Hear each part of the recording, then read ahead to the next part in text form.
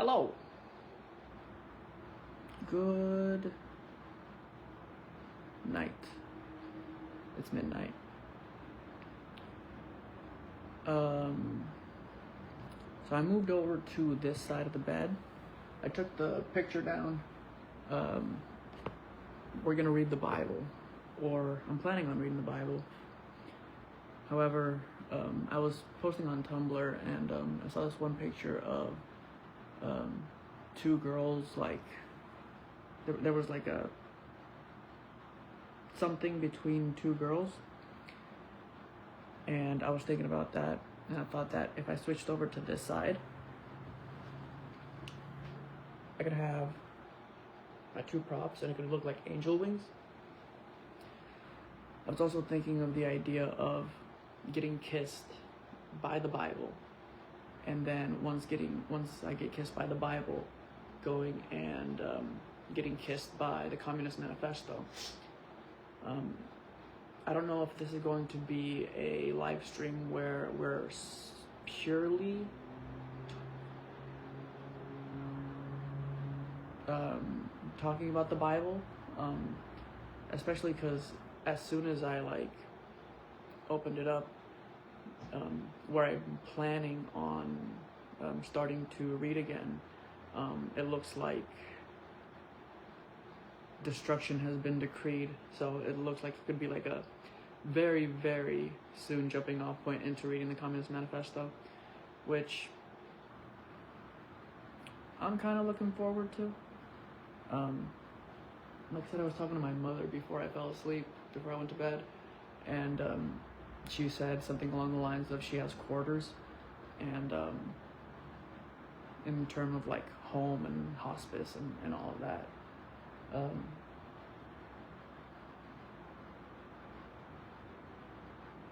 Yeah, I don't know.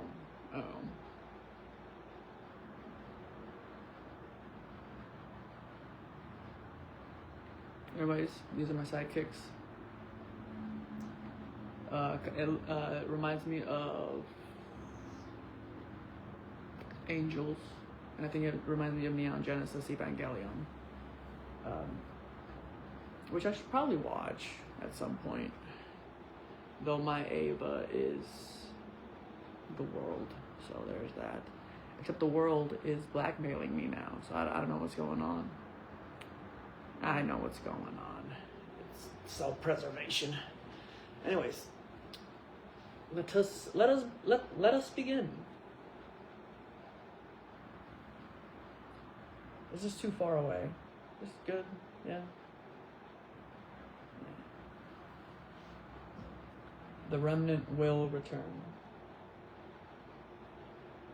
On that day, the remnant of Israel, the survivors of the house of Jacob, will no longer depend on the one who struck them, and they will faithfully depend on the Lord, the Holy One of Israel.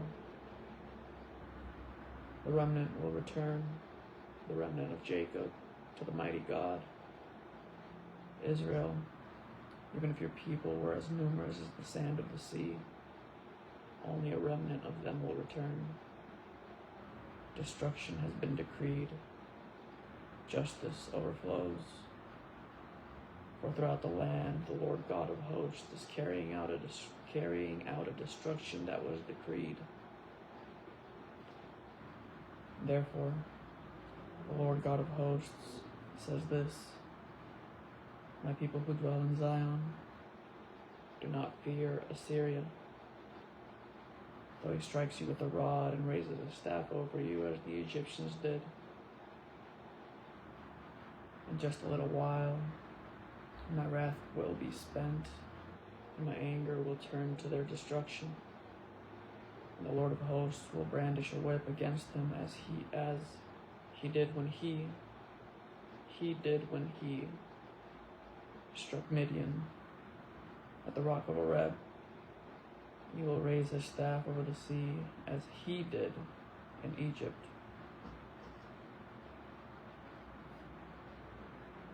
God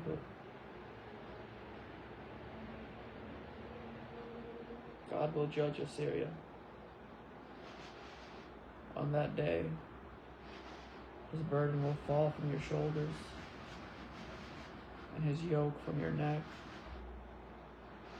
The yoke will be broken because of his fatness. Assyria has come to Elat Ayath and has gone through Migron, restoring his equipment at Mishmash. They crossed over at the ford, saying, "We will spend the night at Geba." The people of Ramah are trembling. Those at Gibeah of Saul have fled. Cry aloud, daughter of Galim. Listen, Elisha. Anatoth is miserable. Madmenah has fled. The inhabitants of Gebim have sought refuge. Today he will stand at Nob, shaking his fist at the mountain of daughter Zion, the hill of Jerusalem. Look, the Lord God of hosts will chop off the branches with terrifying power. The tall trees will be cut down, the high trees felled. He is clearing the thickets of the forest with an axe, and Lebanon with his majesty will fall.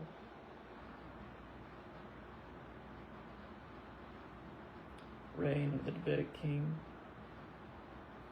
Then a shoot will grow from the stump of Jesse, and a branch from his roots will bear fruit.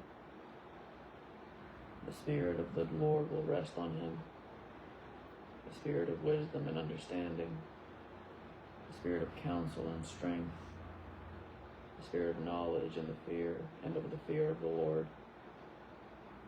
The reason why I laughed was because when it says Madmenah has fled, and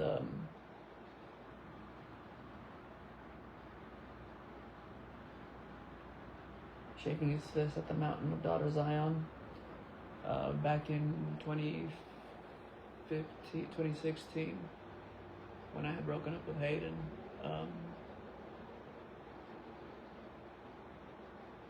when we broke up,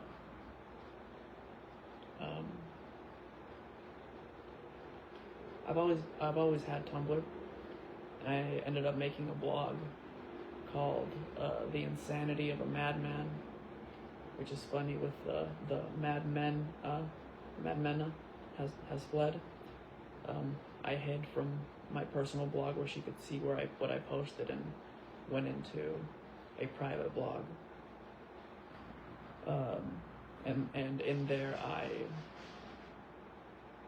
was shaking my fist at the mountain of daughter Zion.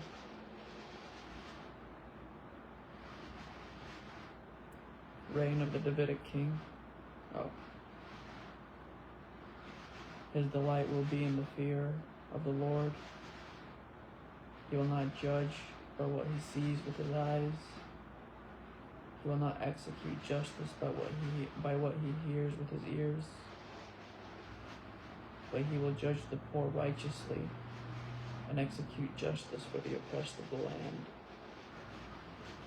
He will strike the land with discipline from his mouth, and he will kill the wicked with a command from his lips.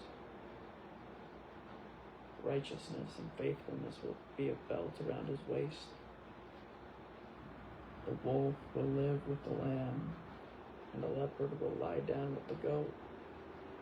The calf, the young lion, and the fatling will be together, and a child will lead them. And the cow and the bear will graze, their young ones will lie down together, and the lion will eat straw like an ox. An infant will play beside the cobra's pit, and a toddler will put his hand into a snake's den. No one will harm or destroy on my entire holy mountain, for the land will be as full of the knowledge of the Lord as the sea is filled with water. Israel regathered. On that day, the root of Jesse will stand as a banner for the peoples. The nations will seek him, and his resting place will be glorious. Nice. That's funny, because we were talking about Inglourious Basterds yesterday. Like I do tend to bring that movie up. It's a recurring theme.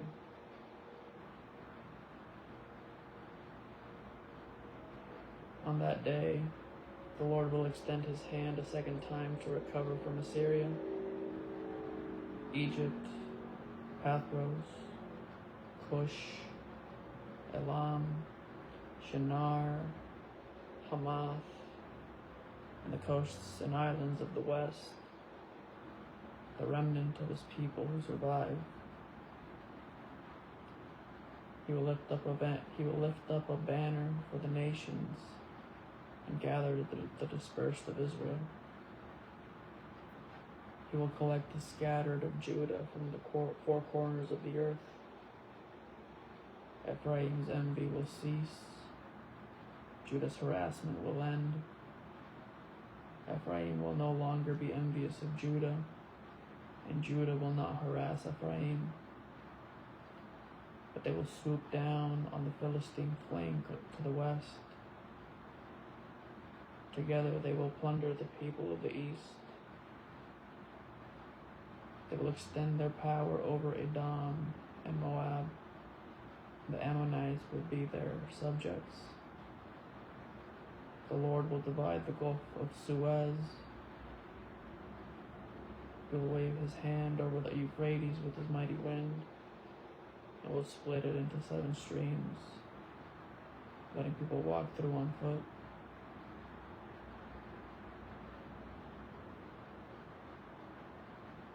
There will be a highway for the remnant of his people, who will survive from Assyria. For there was more for Israel when they came up from the land of Egypt. A song of praise. On that day you will say, I will praise you, Lord. Although you were angry with me, your anger has turned away, and you have had compassion on me.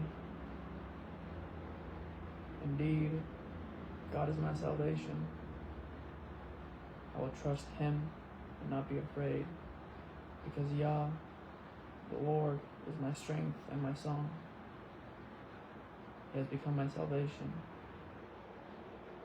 He will joyfully draw water from the springs of salvation. On that day you will say, give thanks to the Lord. Proclaim his name.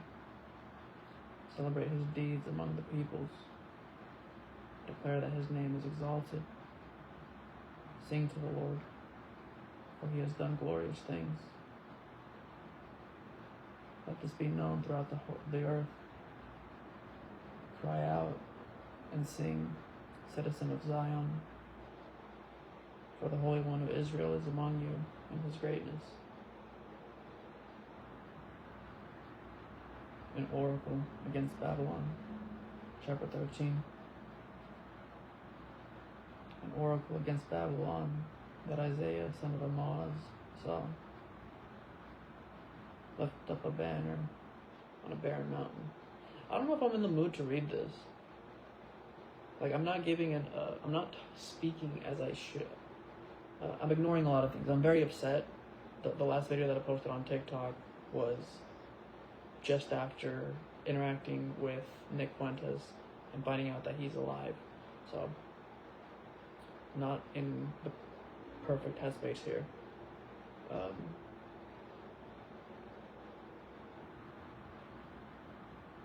And I'm also constipated.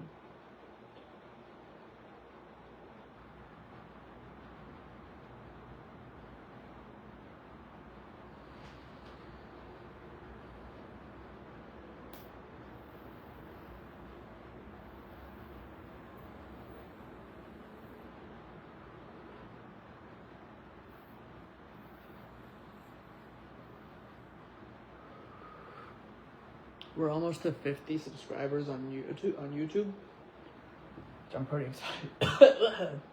Which I'm pretty excited about. um,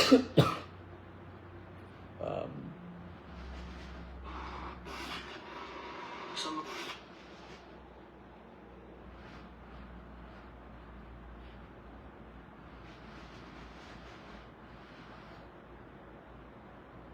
you know, sometimes when I'm watching YouTube videos and stuff, my stuff will lag, and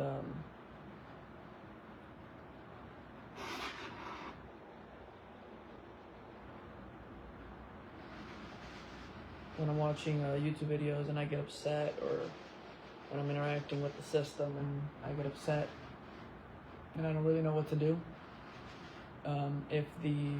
if I'm behind on YouTube videos or something like that, I'll just go and I'll, like, if I don't have anything to say and I have a backlog of things that I need to upload, I'll just go and upload them, because it feels to me like I'm doing something, like I'm putting something out into the world that isn't just constant bullshit. And I was avoiding reading the Bible today because, for one, I didn't want to go into the Bible without my wife, and for two, I don't know, I just, like I said, the whole thing about the war and everything like that. And it sucks that the last video that I saw on YouTube was a Nick Fuentes one, because now I'm in that headspace, and I'm not, like, I wanted to go into it, like, with my wife in mind, but now I'm just, like, thinking of, like, Nazis, and it's just...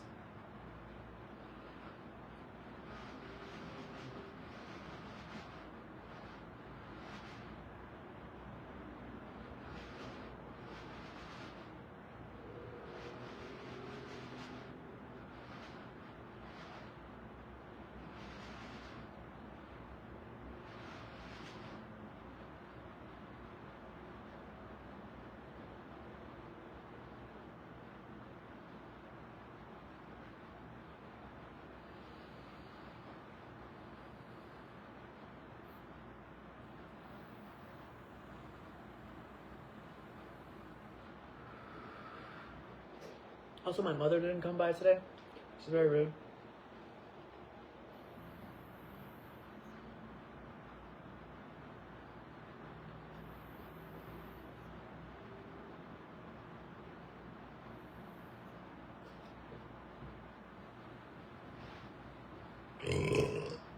Excuse me.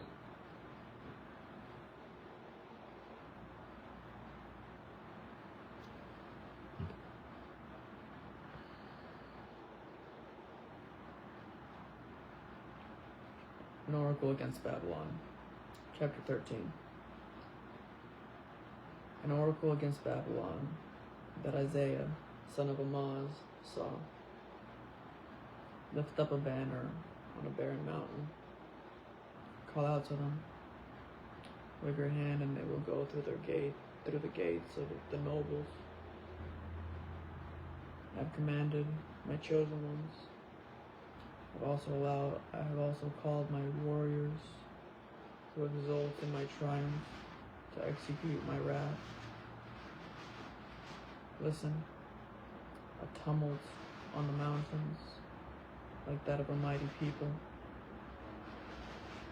Listen, an uproar among the kingdoms, like nations being gathered together. The Lord of hosts is mobilizing an army for war. They are coming from a far land, from the distant horizon. The Lord and the weapons of his wrath, to destroy the whole country. Wail, for the day of the Lord is near. It will come like destruction from the Almighty. Therefore, everyone's hands will become weak, and every man's heart will melt. They will be horrified. Pain and agony will seize them. They will be in anguish like a woman in labor. I am constipated.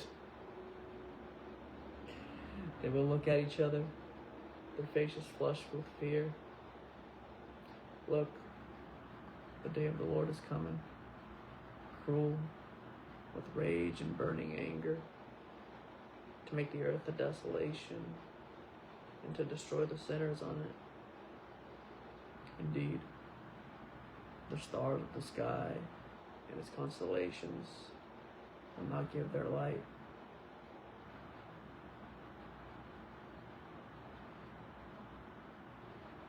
Orion's?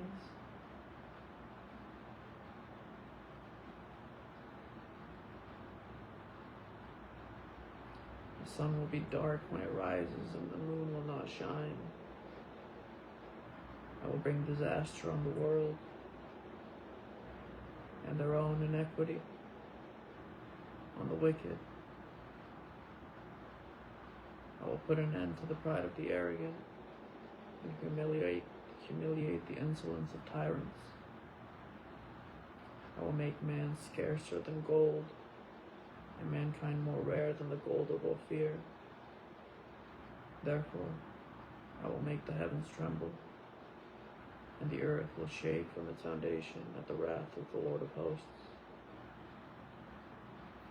On the day of his burning anger, like wandering gazelles, and like sheep without a shepherd, each one will turn to his own people. Each one will flee to his own land. Whoever is found will be stabbed, and whoever is caught will die by the sword. Their children will be smashed to death before their eyes.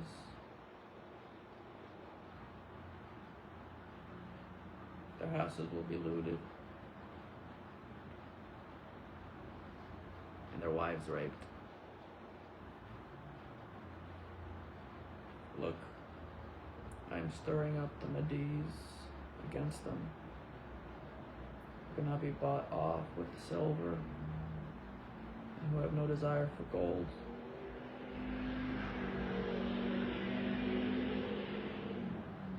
Their bows will cut young men to pieces. They will have no compassion on little ones. They will not look with pity on children. In Babylon, the jewel of the kingdoms, the glory of the pride of the Chaldeans, will be like Sodom and Gomorrah when God overthrew them. They will never be inhabited or live in from generation to generation. A nomad will not pitch his tent there, and shepherds will not let their flocks rest there. Wild animals will lie down there, and owls will fill the houses. Ostriches will dwell there, and wild goats will leap about. Hyenas will howl in the fortress, and jackals in the luxurious places. Babylon's time is almost up. Her days are almost over. Israel's return. 14. For the Lord will have compassion on Jacob and will choose Israel again. He will settle them on their own land. The foreigner will join them and be reunited with the house of Jacob. The nations will escort Israel and bring it to its homeland.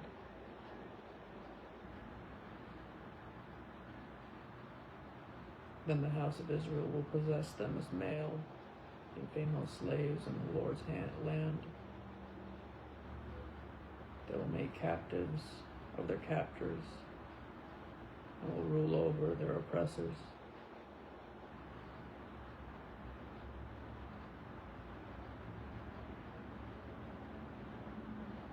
This is kind of what I was talking about in that one TikTok that I was saying. Like it seems like the Titan, like this specific body, this Titan,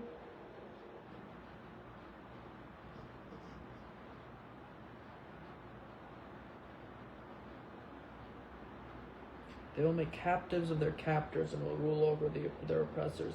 I don't know how to explain that, but like,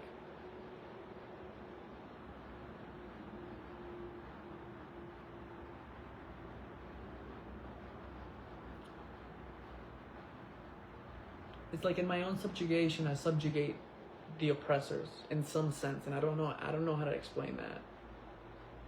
Except that I'm homeless right now, but I'm still not in jail.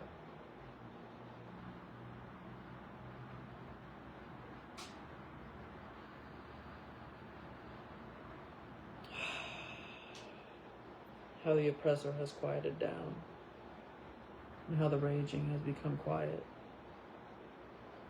The Lord has broken the staff of the wicked, the scepter of the rulers.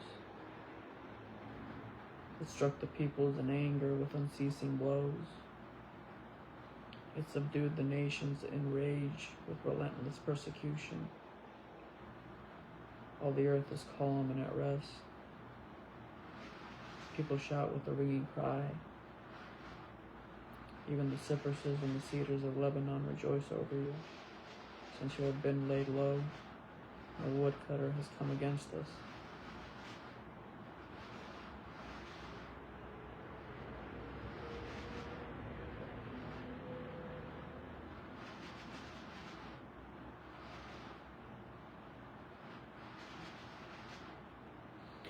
This line right here, it struck the peoples in anger with unceasing blows.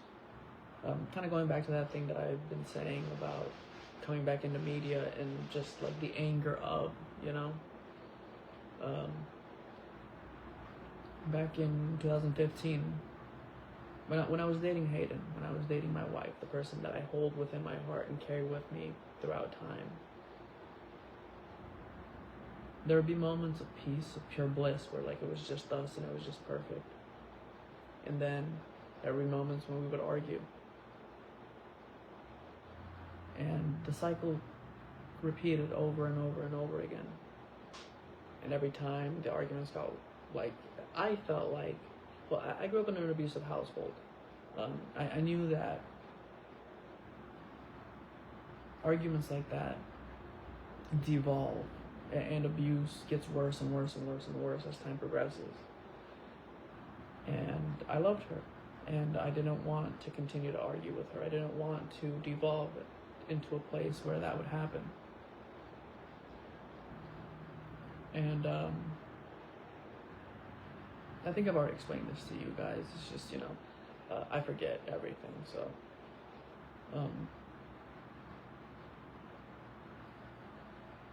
and I keep thinking about that. I keep thinking about the idea of like having left, you know, and trying to find peace.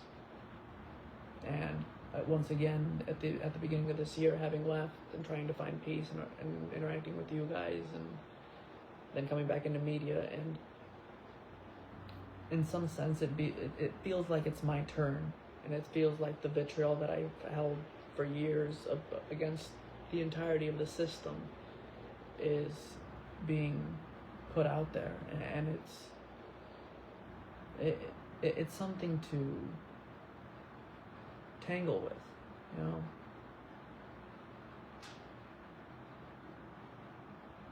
Not to say that I am going to stop, because I really don't know any other way to be, but it does suck, and I get upset, and it's just.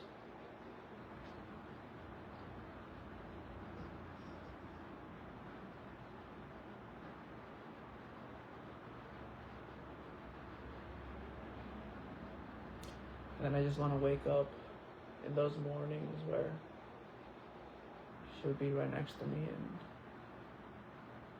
the world didn't exist, and it was just us. And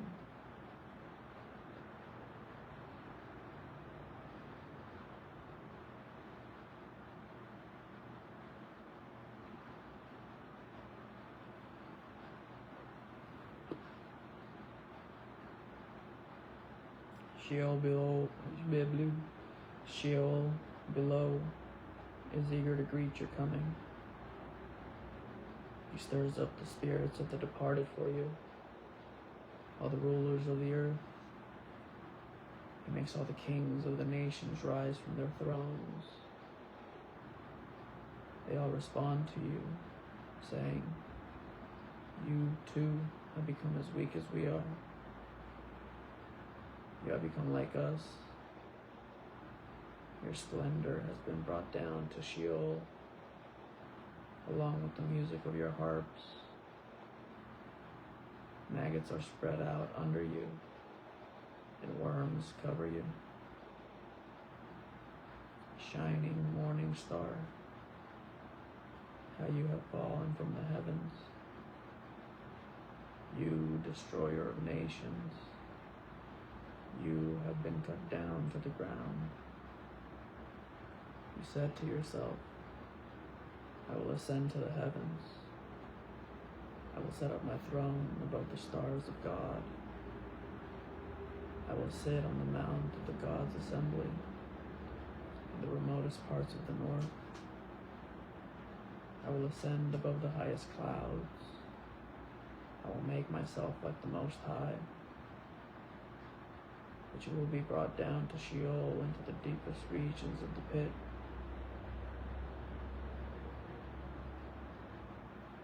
Those who see you will stare at you. They will look closely at you. Is this the man who caused the earth to tremble, who shook the kingdoms, who turned the world into a wilderness, who trampled its cities and would not release the prisoners to return home? All the kings of the nations lie in splendor, each in his own tomb. But you are thrown out without a grave, like a worthless branch, covered by those slain with the sword and dumped into a rocky pit like a trampled like a trampled corpse.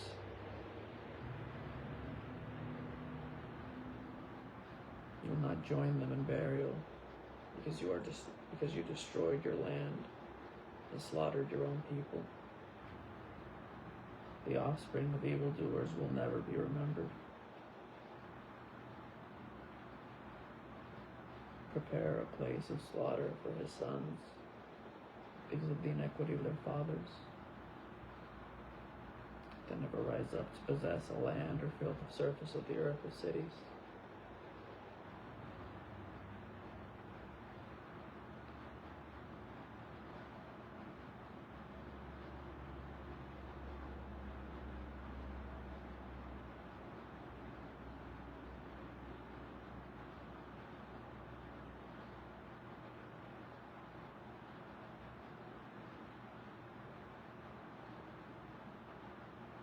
The offspring of evildoers will never be remembered. That line messes me up.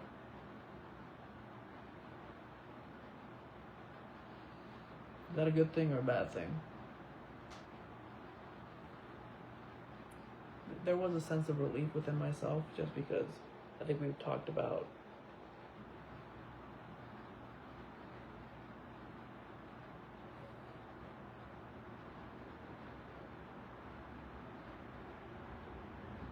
my multiple miscarriages, and yeah.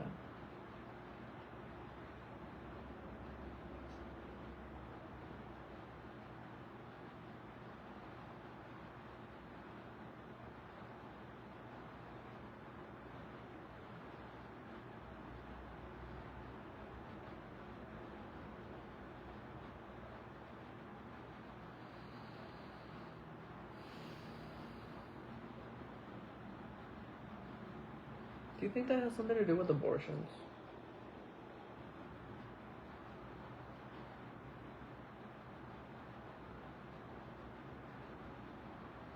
Prepare a place of slaughter for his sons, because of the iniquity of their fathers.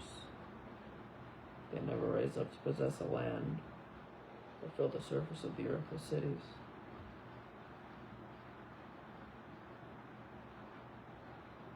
Abortions and genocide, and within the context of like systemic everything. I will rise up against them. The declaration of the Lord of hosts. And I will cut off from Babylon her reputation, remnant, offspring, and posterity. The Lord's declaration. I will make her a swampland and a region for wild animals. And I will sweep her away with the broom of destruction. This is the declaration of the Lord of hosts.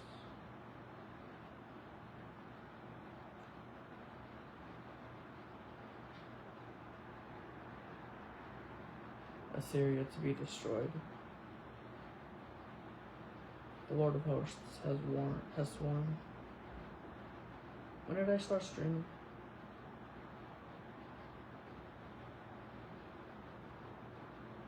I can check, actually.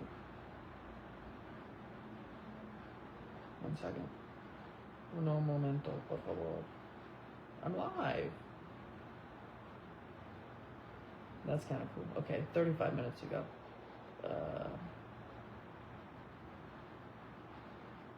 That's cool. I'm live. I should change my name. Should I keep the name? Should I change my name? I do like how it rolls off the tongue. Sigh.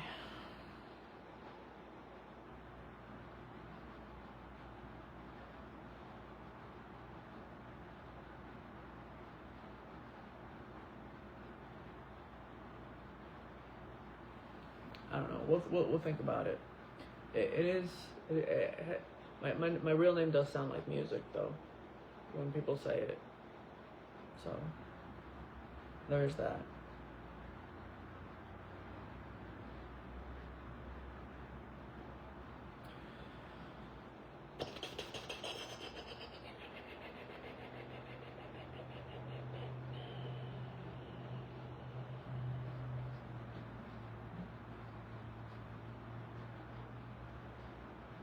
Assyria to be destroyed.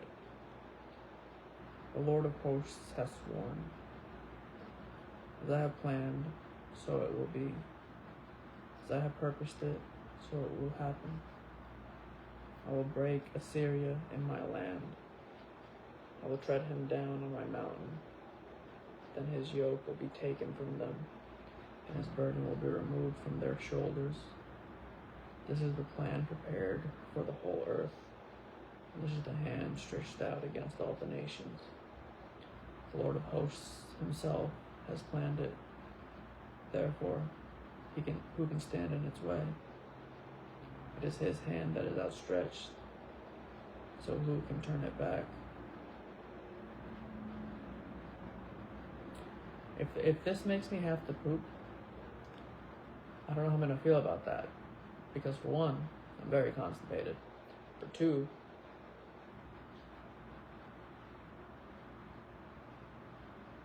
yes.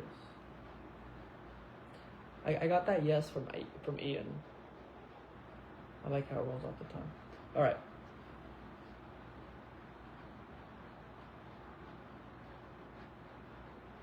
Where am I? I'm very antsy right now. I'm dying.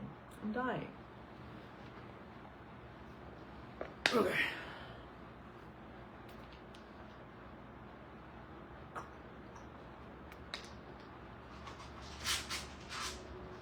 You know how weird it feels to say that you got something from someone that you thought was dead but is now alive, who has photographed you and has implicated you into a Nazi movement, and the last thing that you saw was Nick Fuentes propagating Nazism. I'm very antsy.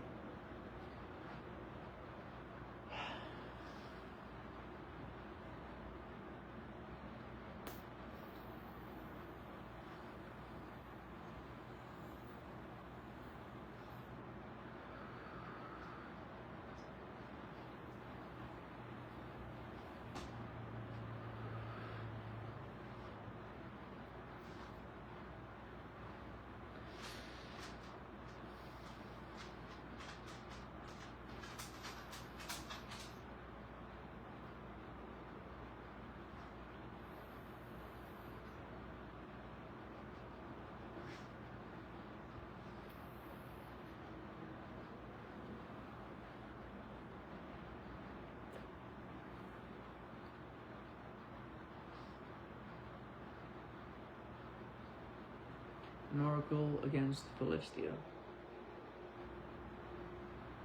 In the year that King Ahaz died, this oracle came. Don't rejoice, all of you in Philistia, because the rod of the one who struck you is broken. For a viper will come out of the root of a snake, and from its egg comes a flying serpent. Then the firstborn of the poor will be well fed, and the impoverished will lie down in safety.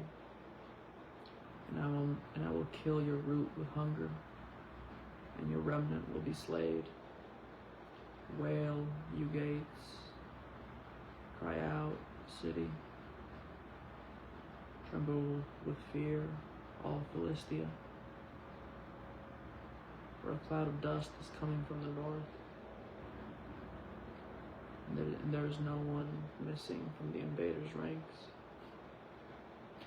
What answer will be given in the messengers from the nation, to the messengers from that nation? The Lord has founded Zion, and his afflicted people find refuge in her.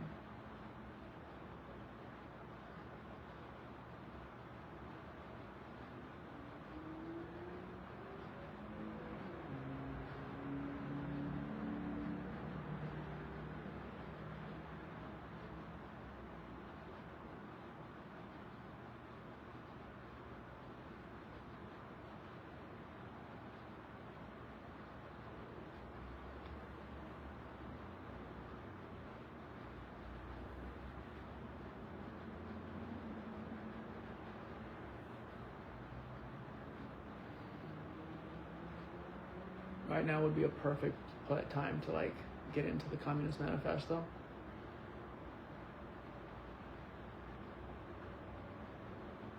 Because again, a specter is haunting.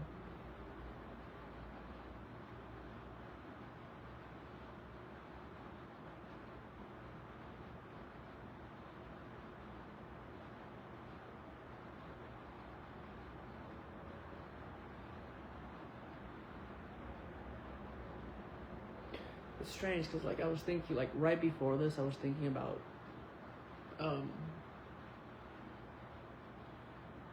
rapture and what that means, because I don't really know, because the thing is like I said, sometimes I get really really really upset at the people in charge, the elites, and then I realized that they are doing a job in some sense. And so the idea of pure communism is something that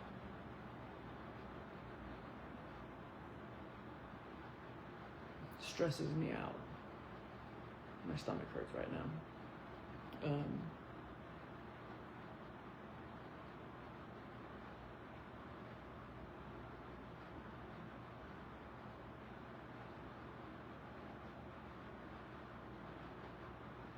I don't know if I want to kind of go back and forth between both of them, but let's do this. Let's make it a journey, okay? Right now we're very upset over everything. We continue to hear the Nazi side of it. So let's read the communist side, all right? I feel like it did get put into my brain, which is why I'm a little hesitant to do it. But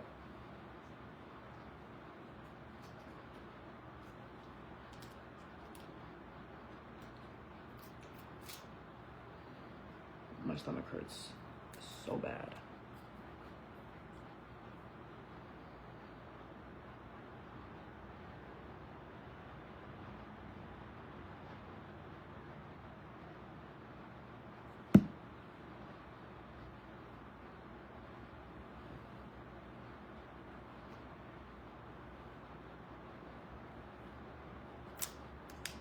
One second.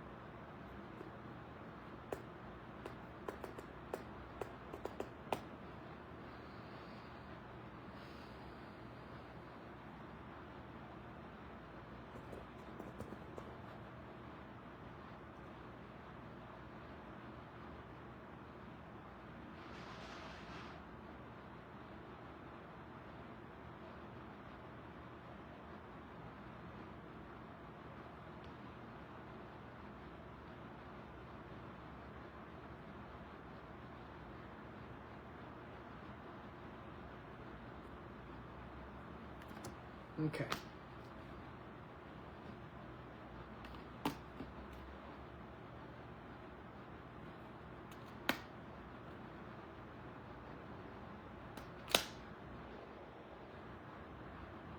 The Communist Manifesto.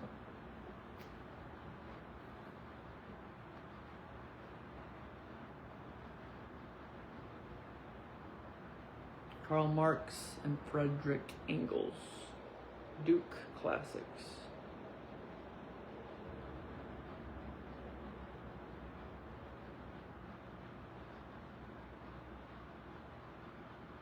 Introduction. A specter is haunting Europe. The specter of communism. All the powers of old Europe have entered into a holy alliance to exorcise this specter. Pope and Tsar, Metternich and Guizot, French radicals and German police spies. Where's the party in opposition that has not been decried as communist by its opponents in power? Where's the opposition that has not hurled back the branding of reproach of communism against the more advanced opposition parties, as well as against its reactionary adversaries? Two things result from this fact. One, communism is already acknowledged by all European powers by it to be itself a power. It is high time that communists should openly, in the face of the world, publish their views, their aims, their tendencies, and meet this nursery tale of the specter of communism with a manifesto of the party itself. To this end, communists of various nationalities have assembled in London and sketched the following manifesto to be published in the English, French, German, Italian, Flemish, and Danish languages.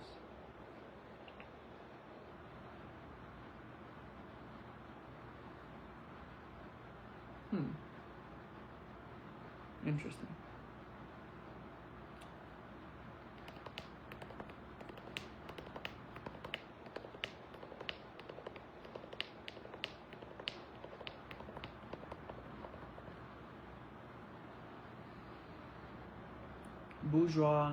Chapter 1, Bourgeois and Proletarians.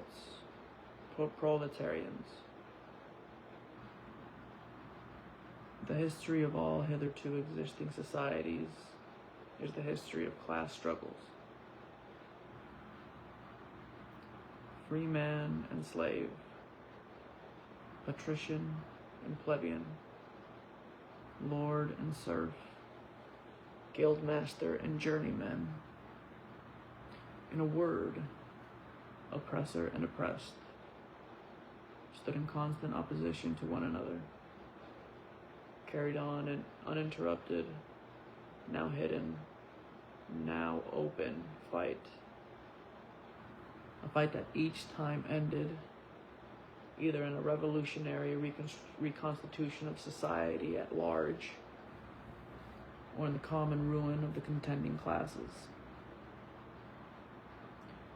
In the earlier epochs of history, we find almost everywhere a complicated arrangement of society into various orders, a manifold gradation of social rank. In ancient Rome, we have patricians, knights, plebeians, slaves. In the Middle Ages, feudal lords, vassals, guildmasters, journeymen, apprentices, serfs. In almost all of these classes, again, subordinate gradations. The modern bourgeois society that has sprouted from the ruins of feudal society has not done away with class antagonisms. It has but established new classes, new conditions of oppression, new forms of struggle in place of the old ones. Our epoch, the epoch of the bourgeoisie, possess, however, this distinctive feature. It has simplified the class antagonisms. Society as a whole is more and more splitting up into two great hostile camps, into two great classes, directly facing each other. Bourgeoisie and proletariat. From the serfs of the Middle Ages sprang the charter burghers of the earliest towns. From these burgesses,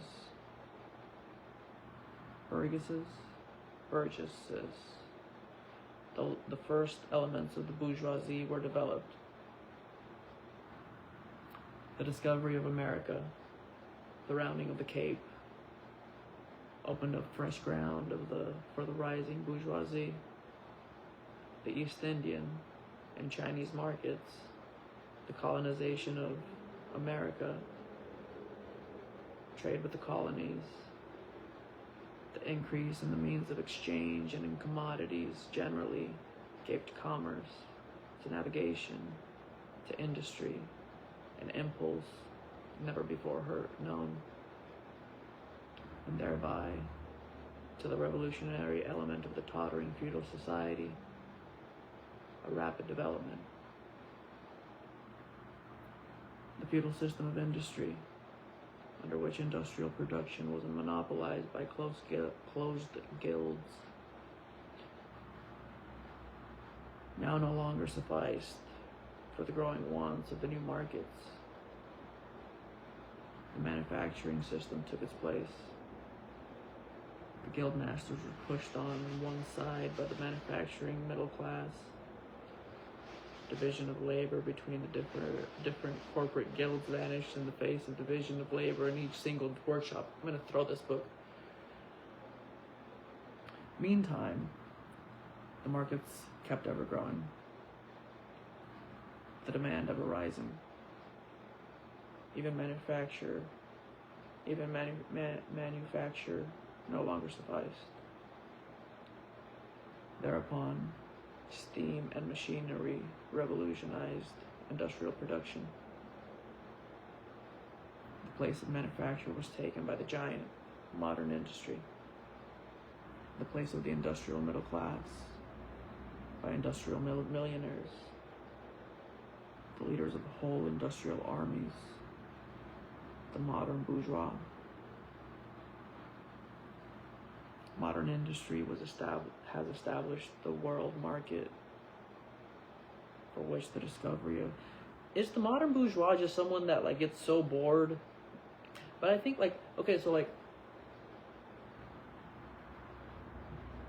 last year I was watching this video. I was trying to figure out how to make a shortcut on my iPhone, and there was like a short 40-second clip that like showed me how to do it, and I spaced out in that 40-second clip. And by the end of it, the mirror that was shown to me was a white person. So I got called white for zoning out.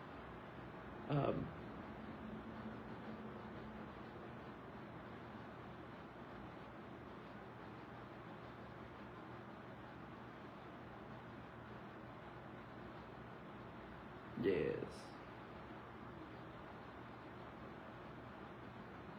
Modern industry has established the world market, for which the discovery of America paved the way.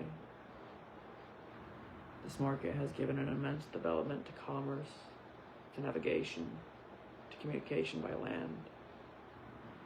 This development has, in its time, reacted to the extension of industry in this proportion as industry, commerce, navigation, railways extended. In the same proportion, the bourgeoisie developed, increased its capital, and pushed into the background every class handed down from the Middle Ages. We see, therefore, how the modern bourgeoisie is itself the product of a long course of development, of a series of revolutions in the mode of production and of exchange. Each step in the development of the bourgeoisie was accompanied by a corresponding political advance of that class. An oppressed class under the sway of the feudal nobility, an armed and self-governing association in the medieval commune. Here, independent urban republic, as in Italy and Germany. Their taxable third state of the monarchy, as in France, afterwards, in the period of manufacture proper, serving either the semi-feudal or the absolute monarchy, as a counterpoise against the nobility, and in fact, cornerstone of the great monarchies in general. The bourgeoisie has at last, since the establishment of modern industry and of the world market, conquered for itself, in the modern representative state, exclusive political sway. Whoa.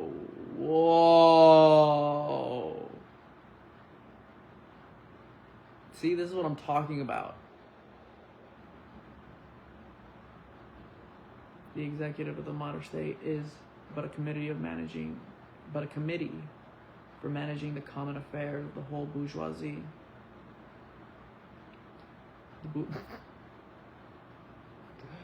The bourgeoisie, historically, has played a most revolutionary part. I hate you guys.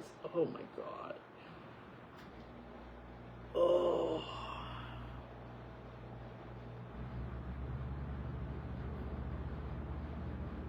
The bourgeoisie,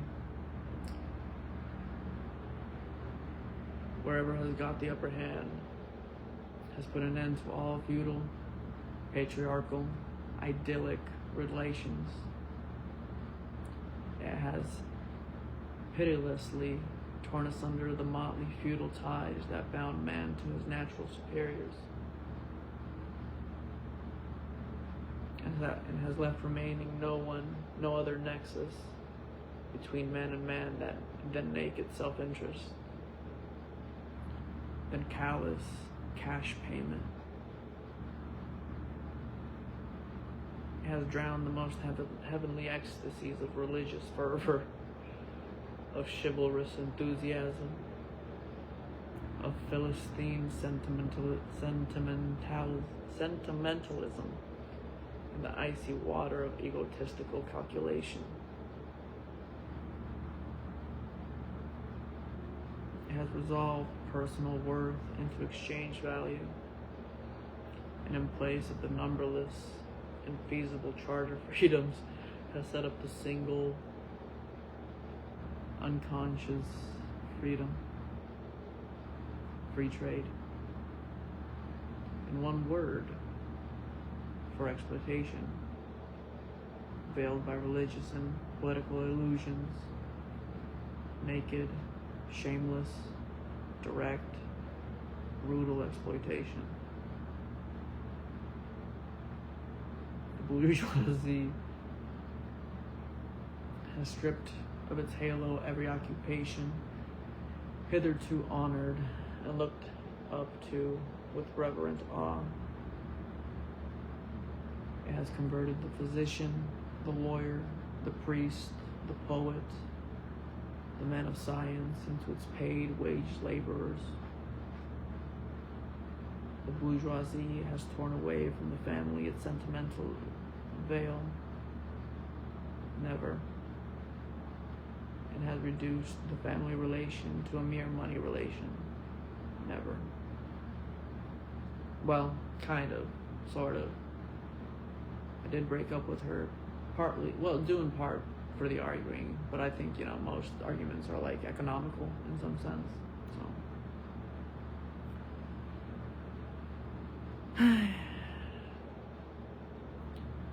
The bourgeoisie has disclosed how it came to pass that the brutal display of vigor in the Middle Ages, which reactions so much admire, found its fitting complement in most slothful indolence.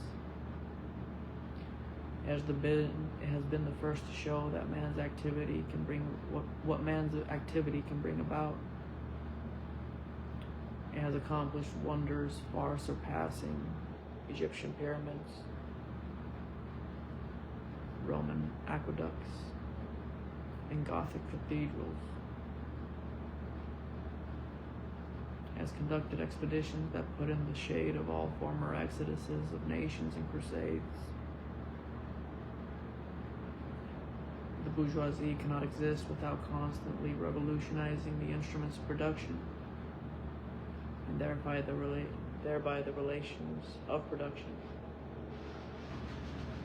and with them the whole relations of society. Conservation of the old modes of production are in unaltered form was on the contrary the first condition of existence for all earlier industrial classes. Constant revolutionizing of production, uninterrupted disturbance of all social conditions,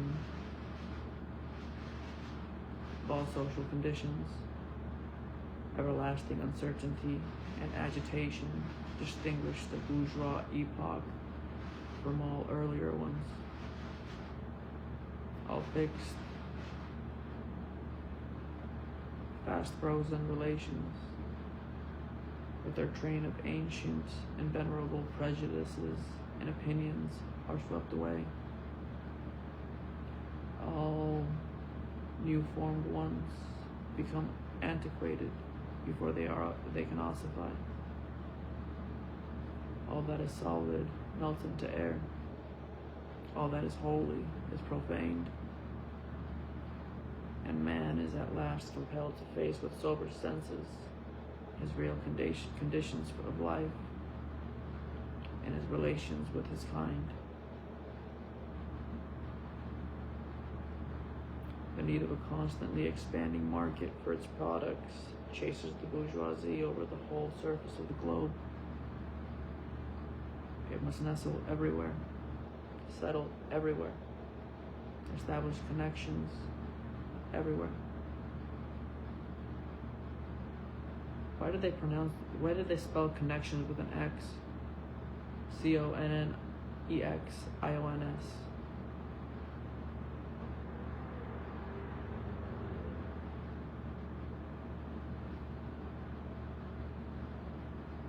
Bourgeoisie has, through its exploitation of the world market,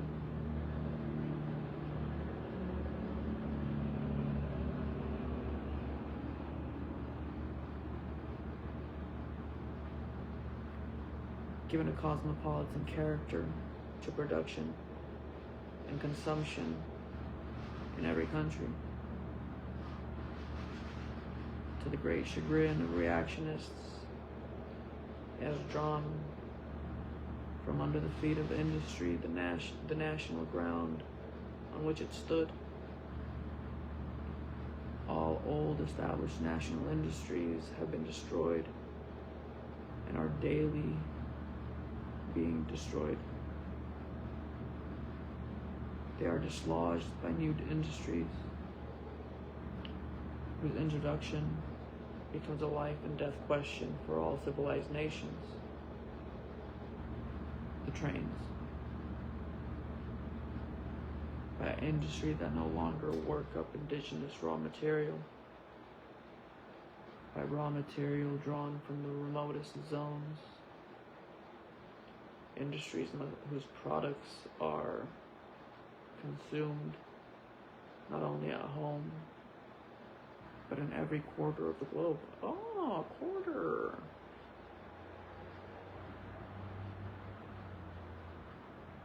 In place of the old wants, satisfied by the productions of the country, we find new wants, requiring further satisfaction, the products of distant lands and climes. In place of the old local and national seclusion and self-sufficiency, we have intercourse in every direction, universal interdependence of nations, and as in material, we also in intellectual production. And as in material, so also in intellectual production. The intellectual creations of individual nations become common property. National one-sidedness and narrow-mindedness become more and more impossible. And from the numerous national and local literatures, there arises a world literature. The bourgeoisie, by the rapid improvements of all instruments of production, by the immensely facilitated means of communication, draws all, even the most barbarian nations, draws all, even the most barbarian nations into civilization. The cheap prices of its commodities are the heavy artillery with which it batters down all Chinese walls, with which it forces the barbarians' intensely obstinate hatred of foreigners to capitulate. It compels all nations, on pain of extinction, to adopt the bourgeois mode of production. It compels them to introduce what it calls civilization into their midst, i.e., to become bourgeois themselves. In one word, it creates a world after its own image. The bourgeoisie has subjected the country to the rule of the towns, has created enormous cities, has greatly increased the urban population as compared with the rural, and has thus rescued a considerable part of the population from the idiocy of rural life. Just as it has made the country dependent on the towns, so it has made barbarian and semi-barbarian countries dependent on the civilized ones. Nations of peasants on nations of bourgeois, the East on the West. Where'd you go? There you are. Whoa. Whoa.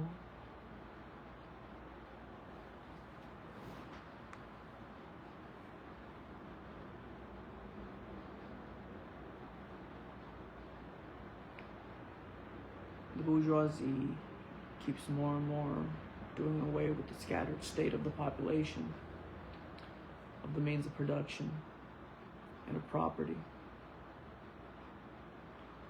It has agglomerated production and has consecrated property in a few hands.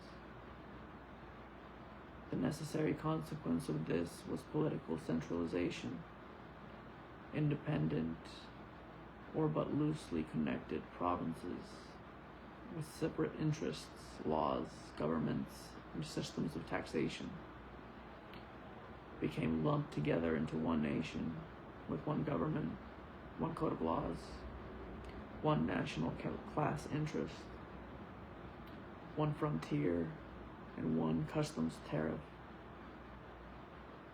The bourgeoisie, during its rule of scarce 100 years, has created more massive and more colossal productive forces than have all preceding generations together. I can't wait. Like as I'm reading this, I'm like thinking of like after this, I'm gonna read you guys like what I've written. That's like what I plan to do like with the world.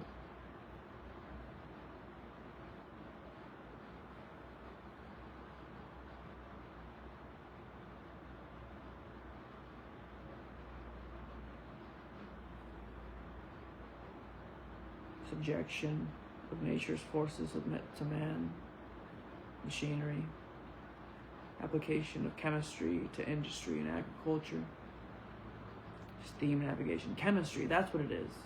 No, it's Zion. I mean, yeah. Listen.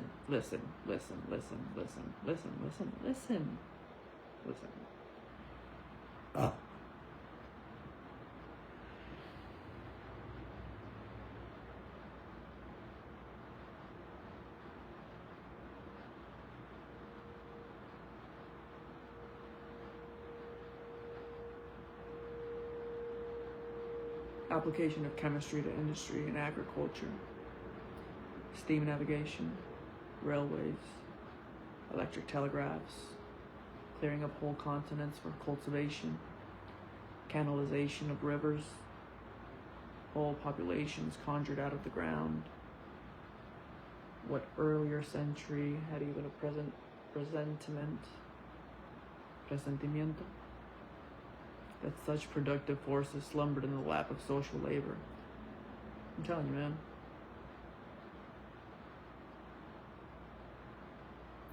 We see then the means of production and of exchange, on whose foundation the bourgeoisie built itself up, were generated in feudal societies. At a certain stage in the development of these means of production and of exchange. I think dude is a gender neutral term. I just want to make that very clear, okay? I like to be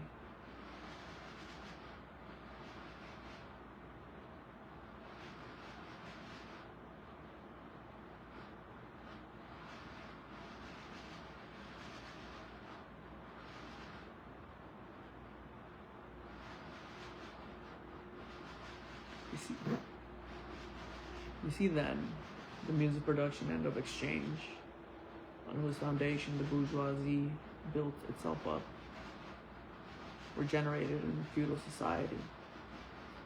At a certain stage in the development of these means of production and of exchange,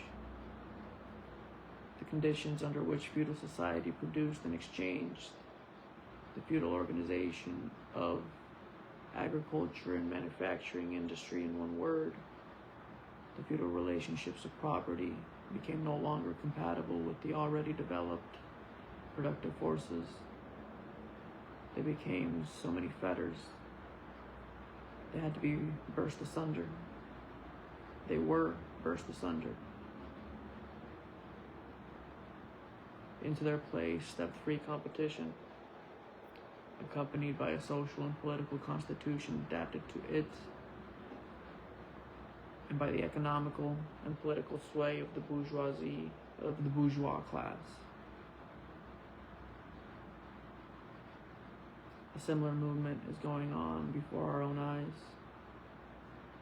Modern bourgeois society, with its relations of production, of exchange, and of property, a society that has conjured up such gigantic means of production and of exchange, is like the sorcerer who is no longer able to control the powers of the netherworld, whom he has called up by his spells.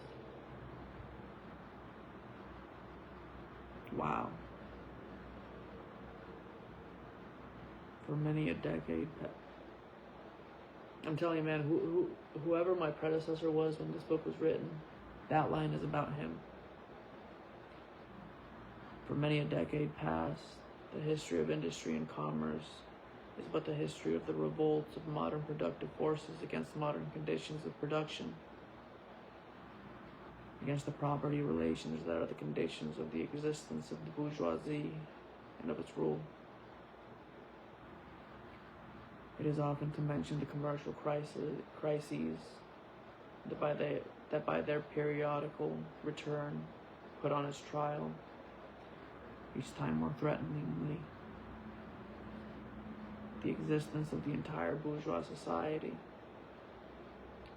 In these crises, a great part not only of the existing products, but also the previously created productive forces are periodically destroyed.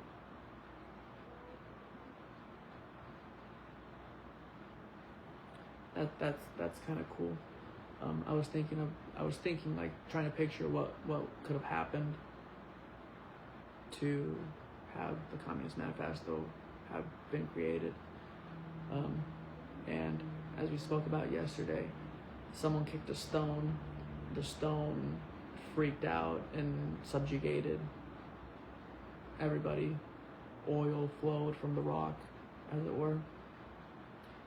And yes, so this paragraph is kind of like the story of him. And I was thinking in the first section, back in 2015, 2016, when I was running the streets,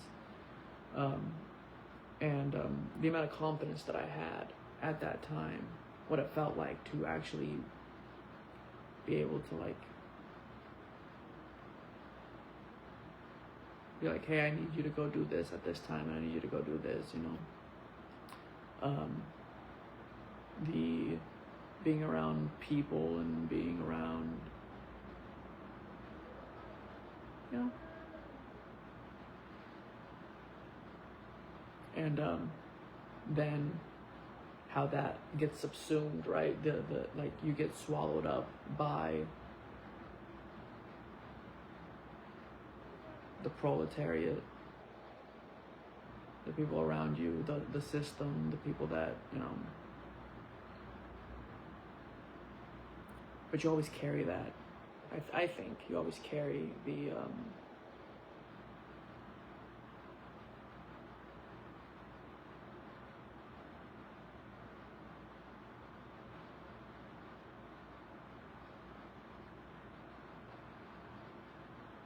I totally lost where it was. Oh yeah, are periodically destroyed. In these crises, there are breaks. In these crises, there breaks out an epidemic that, in all earlier epochs, would have seemed an absurdity to getting a job, which is what happened to me, and I'm assuming what happened to him, maybe, possibly. The epidemic of overproduction. Society suddenly finds itself put back into a state of momentary barbarism. It appears as if a famine, a universal war of devastation had cut off the supply of every means of subsistence. Industry and commerce seem to be destroyed. And why?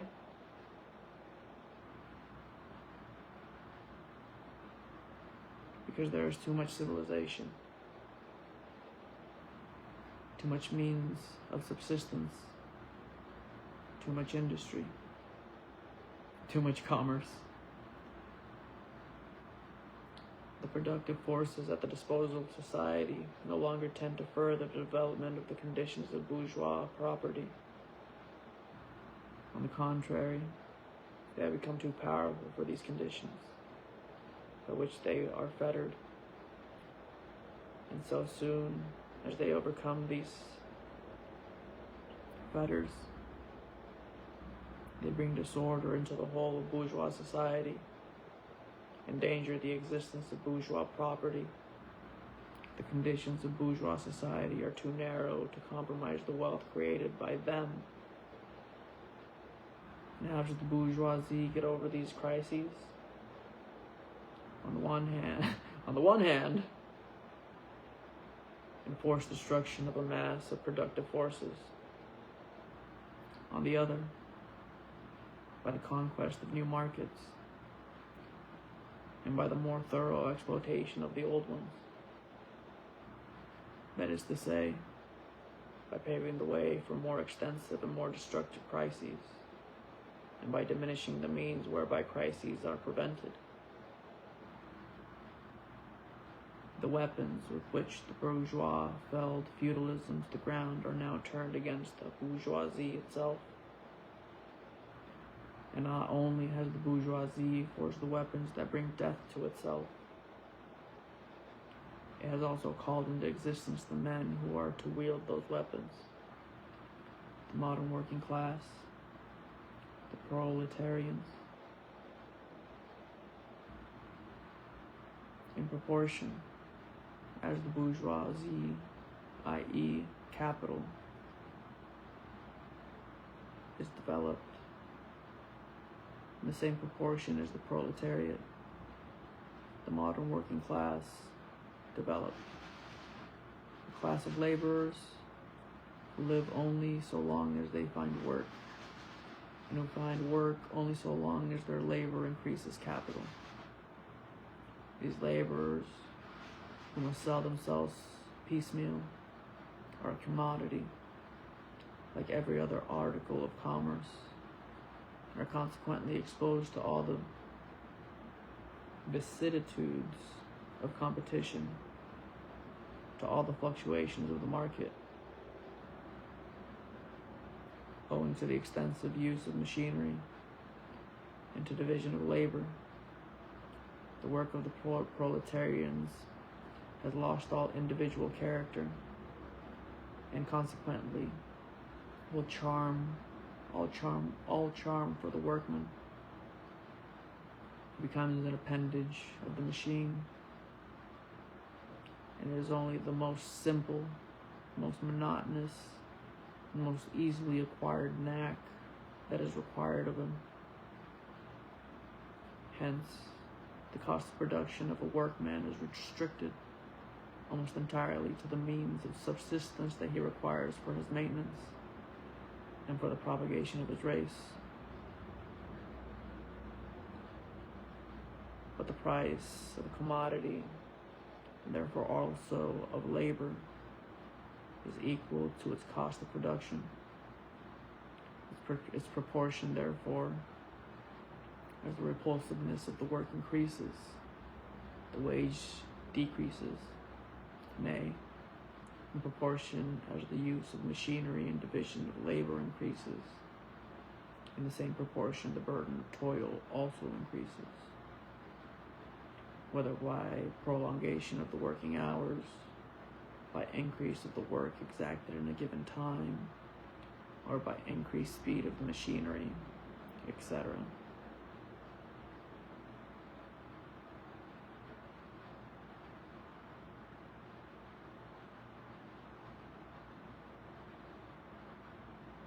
You know, something that pisses me off about Zionism is that sometimes I'll be reading something and I'll be thinking about it, and then I'll like zone back into what I'm reading, and it'll be like halfway through the entire sentence, and by the end of the sentence, there's a mind wipe.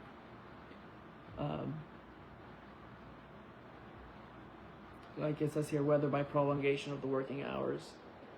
There's a mind wipe, and I was gonna say something that was kind of important, and I completely forgot, which sucks.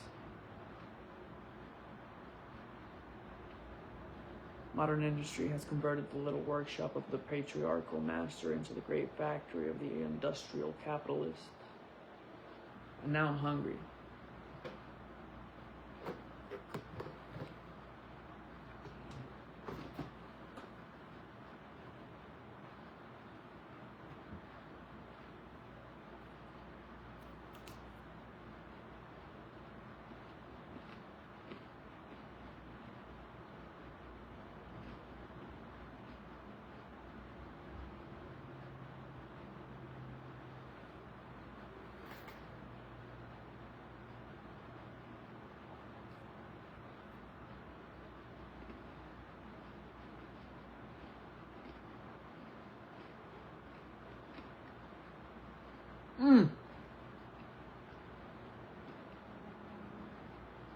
How to do with the propagation of the race.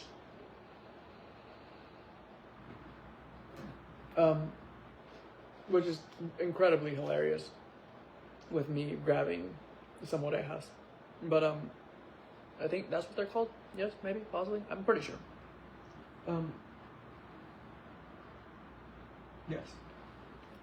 But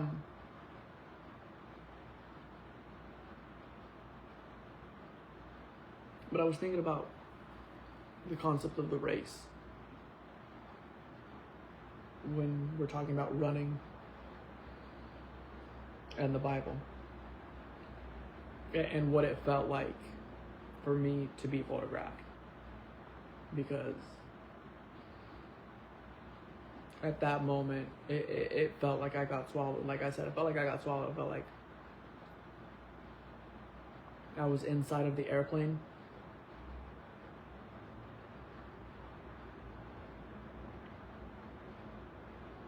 I don't know.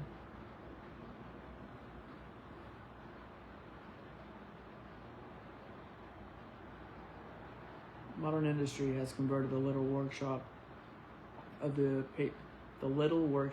patriarchal master into the great factory of the industrial capitalist. Masses of laborers crowded into the factory are organized like soldiers. As privates of the industrial army, they are placed under the command of a perfect hierarchy of officers and sergeants.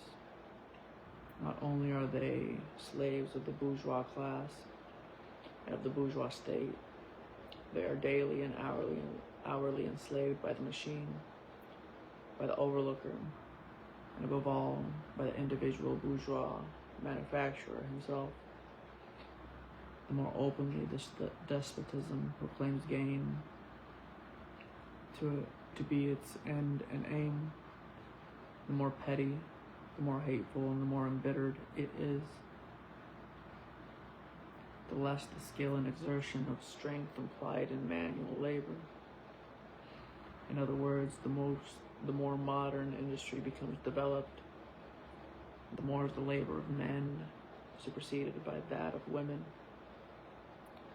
Differences of age and sex have no longer any distinctive social validity for the working class. All are instruments of labor, more or less expensive to use according to their age and sex.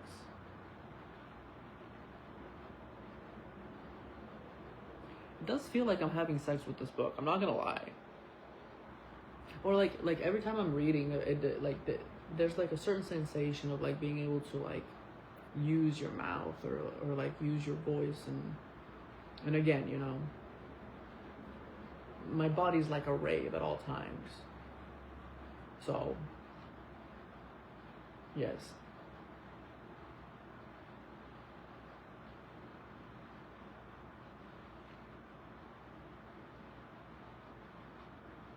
And what I mean by a rave is like I go big, I shrink, all that stuff.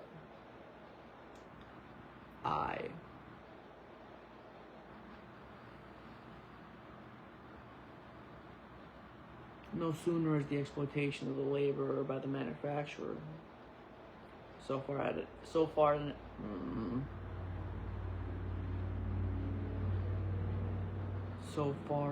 an end that he receives his wages in cash, then he is set up upon by the other portions of the bourgeoisie, the landlord, the shopkeeper,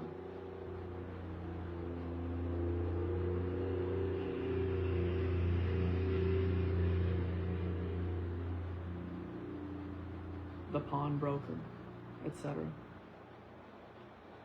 The lower strata of the middle class, the small tradespeople, shopkeepers, retired tradesmen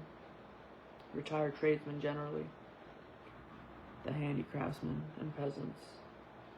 All these sink gradually into the proletariat, partly because their diminutive capital does not suffice for the scale on which modern industry is carried on, and is swamped in the competition with the large capitalists, partly because their specialized skill is rendered worthless by the new methods of production. Thus, the proletariat is recruited from all classes of the population. The proletariat goes through various stages of development. With its birth begins its struggle with the bourgeoisie. At first, the contest is carried on by individual laborers, then by the work people of a factory, then by the operatives of one trade in one locality against the individual bourgeois who directly exploits them. They direct their attacks not against the bourgeois conditions of production, but against the instruments of production themselves. They destroy imported wares that compete with their labor. They smash their pieces machinery.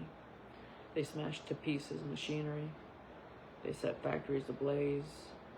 They seek to restore by force the vanished status of the workmen of the Middle Ages.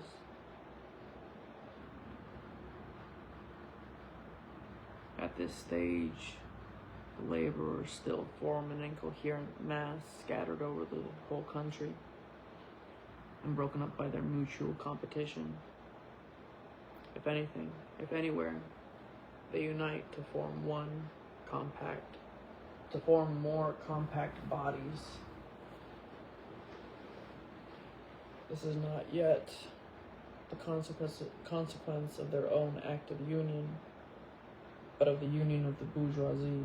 Wow, I hate you guys. Which class, in order to attain its own political ends, is compelled to set the whole proletariat in motion, and is moreover yet, for a time, able to do so. At this stage, therefore, the proletarians do not fight their enemies, but the enemies of their enemies, the remnants of absolute monarchy, the landowners, the non-industrial bourgeois, the petty bourgeoisie. Thus, the whole historical movement is concentrated on the hands of the bourgeoisie. Every victory so obtained is a victory for the bourgeoisie. But with the development of industry, the proletariat not only increases in number, it becomes concentrated in greater masses. Its strength grows, and it feels that strength more. I think that's very important to remember. That sentence is so important. With the development of industry, the proletariat not only increases in number, it becomes concentrated in greater masses. Its strength grows, and it feels that strength more. Like the idea of biomass, right? And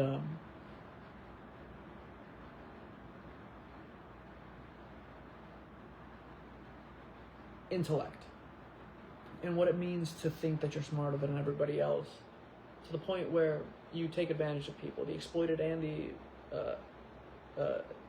those that do the exploitation. I find it fascinating. I've always kept my eye out for those that do exploiting, because I know what it's like to have the power to exploit people. And a lot of times when I'm watching YouTube and stuff like that, they'll make argument, they'll try to it's just circular all the time, circular. And it's the idea that intellect, intellect is important, but I think part of the reason why I made this channel, and part of the reason why I talk to you guys, is because I think the mass needs to know. Part of the reason why the world has been how it is for so long is because the masses don't get the opportunity to know what is happening.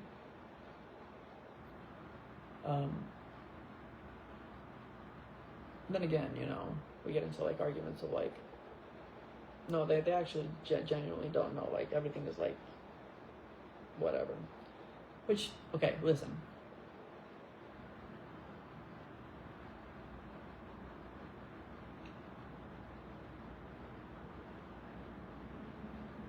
never really thought that I'd be someone that would be like waiting for the rapture, but yeah. Like I said, communism stresses me out because there are people that, even if you were to tell people, hey, they're chopping people up into little bits, they'll like be into that. And you know, in some sense, like there's depravity there, right? But like we have to control ourselves.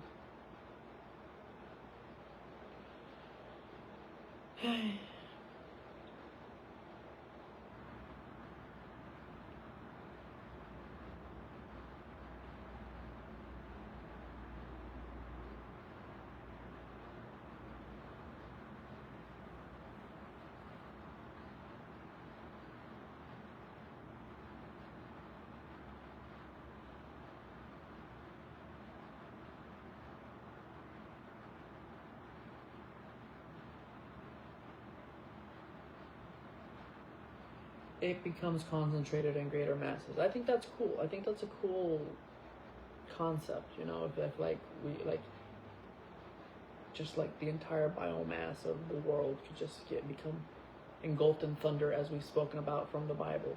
I think that was one of the coolest moments of like feeling that I had within the entirety of the Bible. I mean, there have been a lot more, and I've definitely cried a lot. Yes. But with the development of industry, the proletariat not only increases in number, it becomes concentrated in greater masses. Its strength grows, and it feels its strength more. The various interests and conditions of life within the ranks of the proletariat are more and more equalized in proportion as machinery obliterates all distinctions of labor. Yeah. Nearly everywhere reduces wages to the same low level. The growing competition among the bourgeois, and the resulting commercial crises, with the wages of the workers ever more fluctuating. The unceasing improvement of machinery, ever more rapidly developing, makes their livelihood more and more precarious. The collisions between individual workmen and individual bourgeois take more and more the character of collisions between two classes. Thereupon the workers begin to form combinations, trade unions against the bourgeois. They club together in order to keep up the rate of wages. They found permanent associations in order to make provisions beforehand for these occasional revolts. Here and there the contest breaks out into riots. Now and then the workers are victorious, but only for a time. The real fruit of their battles lies not in the immediate results, but in the ever-expanding union of the workers. This union is helped on by the improved means of communication that are created by modern industry. In that place the workers of different localities in contact with one another. It was just this contact that was needed to centralize the numerous local struggles, all of the same character, into one national struggle between classes. But every class struggle is a political struggle. And that union, to attain which the burghers of the Middle Ages, with their miserable highways, required centuries, to the modern proletariats, thanks to the railways, achieved in a few years. This organization of the proletarians into a class, and consequently into a political party, is continually being. Oh, dude! Also, I keep playing with my hands like this, right? Like I like to like. Oh, I've always played with my hands, always. When I was younger, I would like learn how to like do like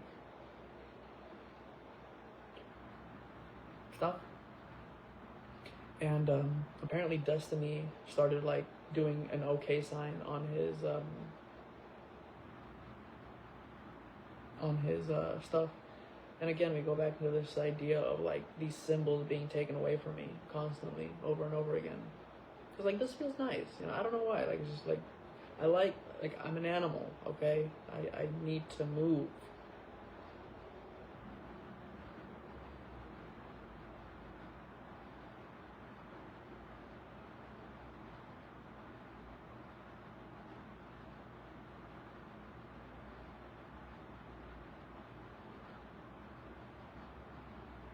But it ever rises up again, stronger, firmer, mightier. It compels legislative recognition of particular interests of the workers by taking advantage of the divisions among the bourgeoisie itself. Thus the 10-hour bills in England was carried.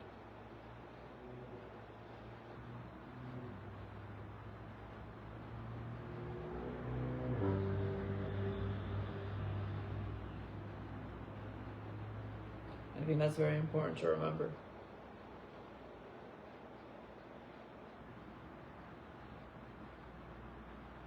The idea that like these people don't really have a choice but to propagate whatever I'm putting out there.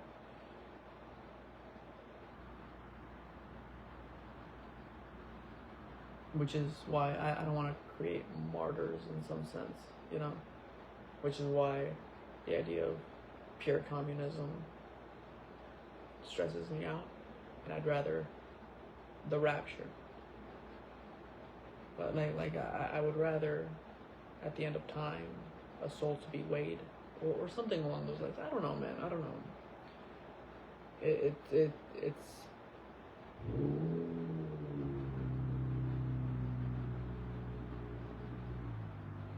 yeah.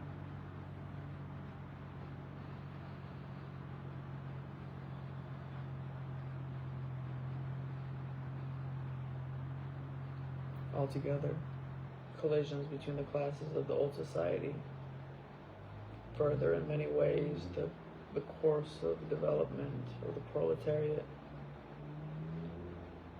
The bourgeoisie finds itself involved in a constant battle, at first with the aristocracy, later on with those portions of the bourgeoisie itself, whose interests have become antagonistic to the progress of industry at all times.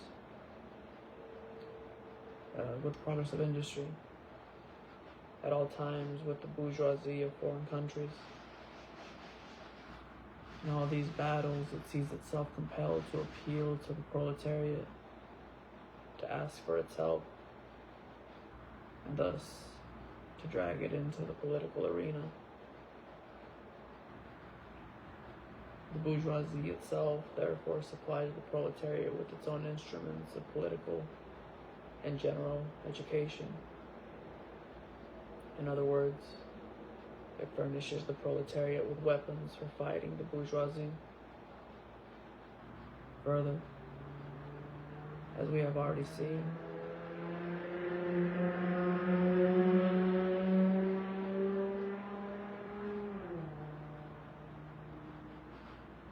entire sections of the ruling classes are, by the advance of industry, precipitated into the proletariat and are at least threatened in their conditions of existence. These also supply the proletariat with fresh elements of enlightenment and progress.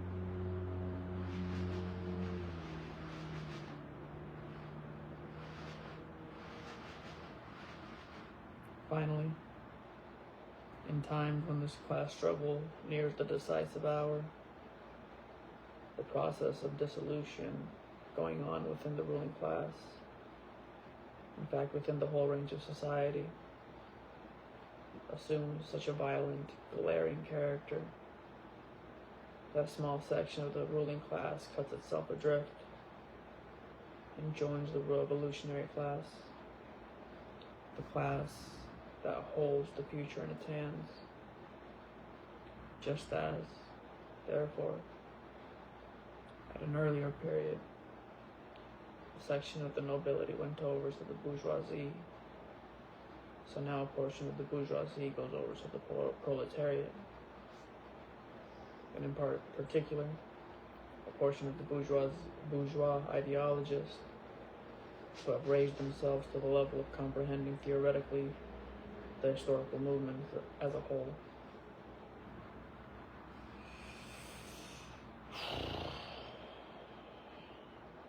I was talking about trains again, and I think I heard a train blare.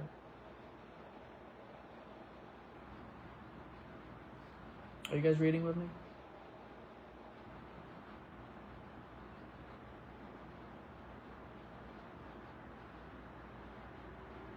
Of all the classes that stand, I wonder if it's actually, I wonder what that would be like.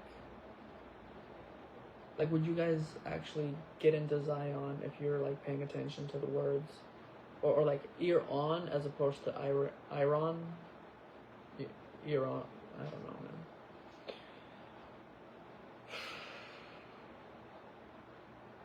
Of all the classes that stand face to face with the bourgeois today, the bourgeoisie today, the proletariat alone is a really revolutionary class. The other classes decay and finally disappear in the face of modern industry. The proletariat is a special and essential product.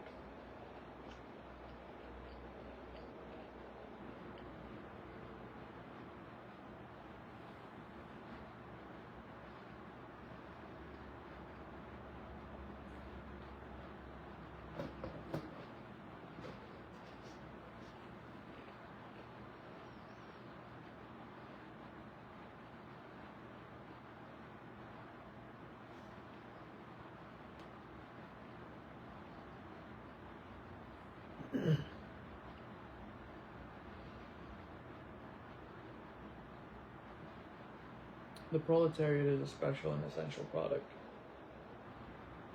The lower middle class, the small manufacturer, the shopkeeper, the artisan, the peasant, all these fight against the bourgeoisie to save from extinction their existence as fractions of the middle class. They are therefore not revolutionary, but conservative. Nay, more, they are reactionary, but they try to roll back the wheel of history. If by chance they are revolutionary, they are so only in view of their impending transfer into the proletariat. They thus defend not their present but their future interests. They desert their own standpoint to place themselves at that of the proletariat, the dangerous class, the social scum, that passively rotting mass thrown off by the lowest layers of old society, may here and there be swept into the movement by a proletarian revolution. Its conditions of life, however, prepare it far more for the part of a bribed tool of reactionary intrigue. And the conditions of the proletariat, those of old society at large, are already virtually swamped. The proletarian is without property. His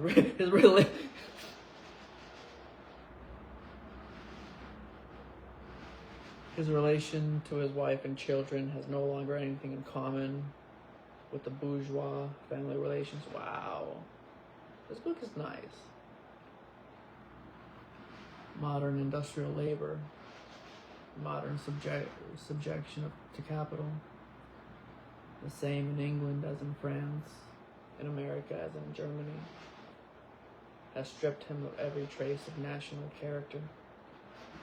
Law, morality, religion are to him so many bourgeois prejudices, behind which lurk and ambush just as much bourgeois interests. All the preceding classes that got the upper hand sought to fortify their already acquired status by subjecting society at large to their conditions of appropriation. The proletarians cannot become masters of the productive forces of society, except by abolishing their own previous mode of appropriation, and thereby also every other previous mode of appropriation. They have neither of their own to secure and to fortify. Their mission is to destroy all previous securities for and insurances of individual property. All previous historical movements were movements of minorities, or in the interest of minorities.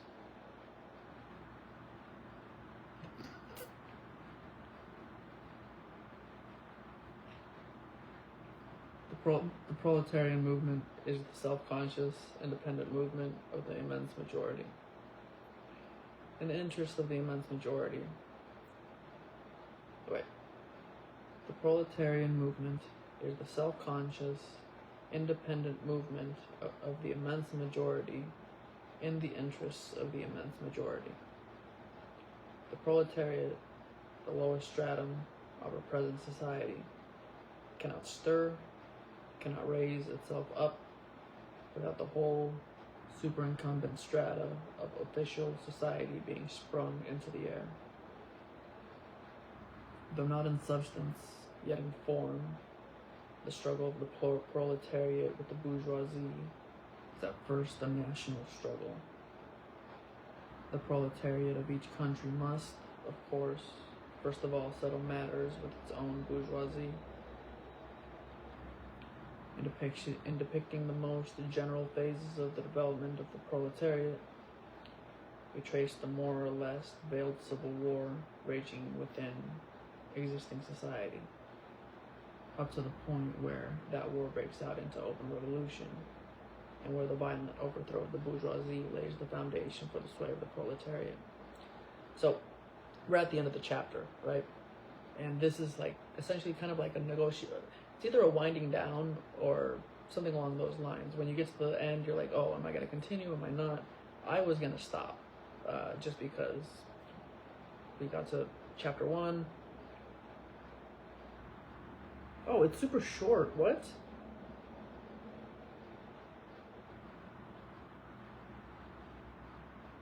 It's 24 pages long.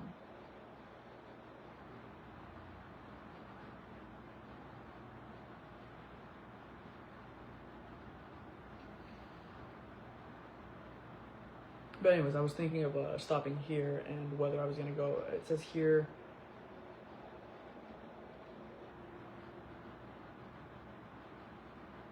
the proletariat of each country must, of course, first of all settle matters with its own bourgeoisie.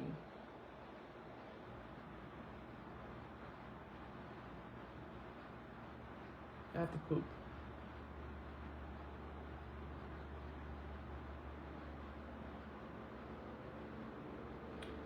In depicting the most general phases of the development of the proletariat, we trace the more or less veiled civil war raging within existing society, up to the point where that war breaks out into open revolution, and where the violent overthrow of the bourgeoisie lays the foundation for the sway of the proletariat. Hitherto, every form of society has been based, as we have already seen,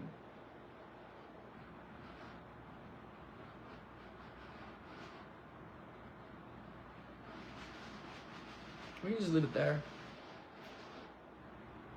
Honestly. How funny would it be if we just left it there?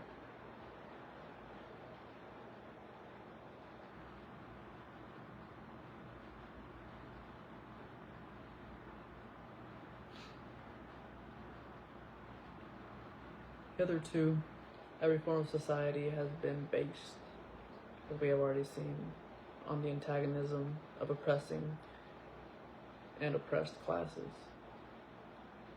But in order to oppress a class, certain conditions must be assured to it, under which it can, at least continue its slavish existence. Slavish. The serf, in the period of serfdom, raised themselves to membership in the commune, just as the petty bourgeois, under the yoke of feudal absolutism, managed to develop into a bourgeois. Yeah.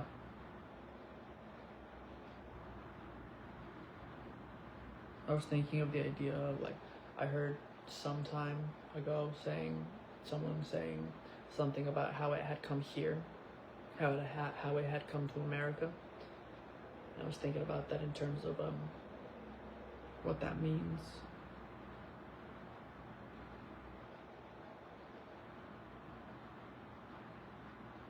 Because what triggered that was the Slavish existence thing. Because my mom and my father, because I was thinking, like, was whomever was my predecessor at this time, was he Russian? Was he Slavic? Was he Slavish?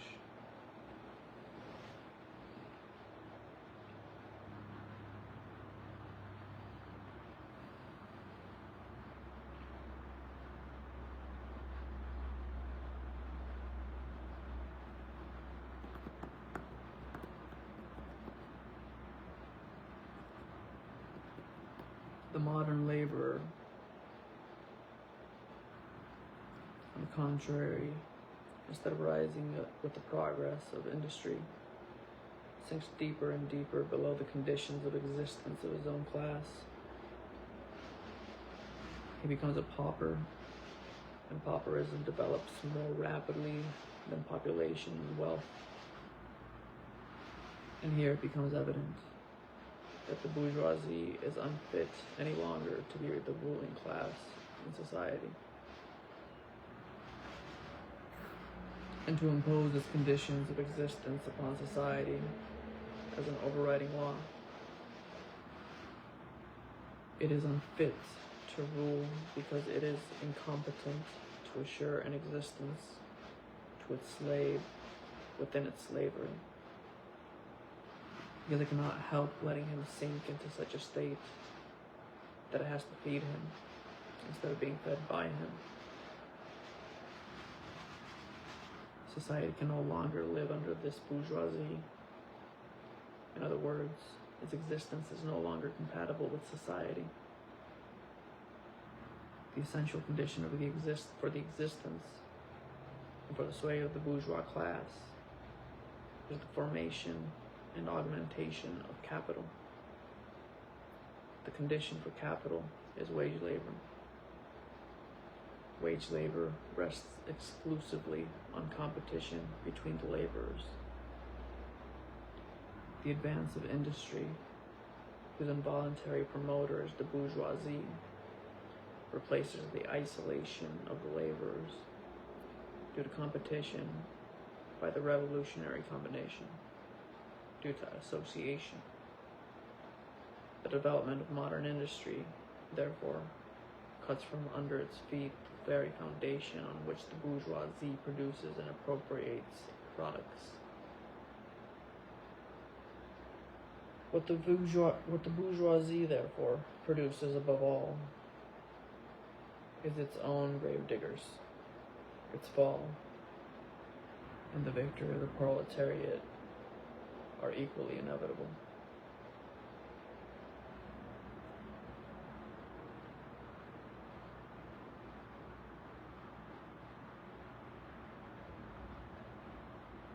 Okay, we're halfway through.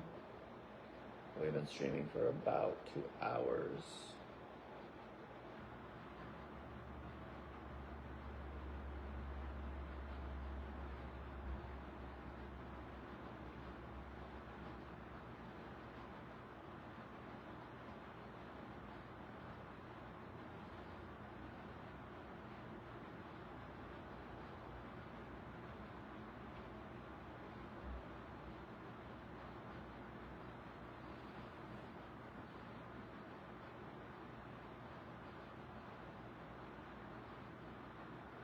Proletarians and Communism, Chapter 2.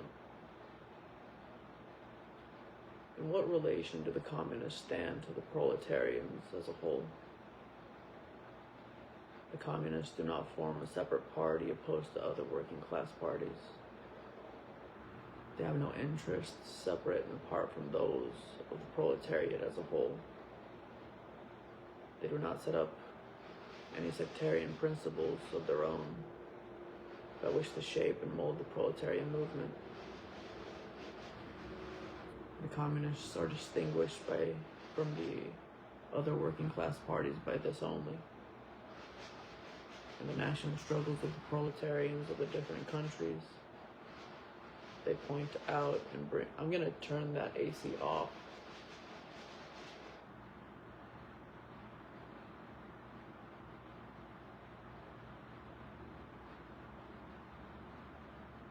In the national struggles of the proletarians of the different countries, they point out and bring to the front of the common interest of the entire proletariat, independently of all nationality. In the various stages of development which the struggle of the working class against the bourgeoisie has to pass through, they always and everywhere represent the interests of the movement as a whole.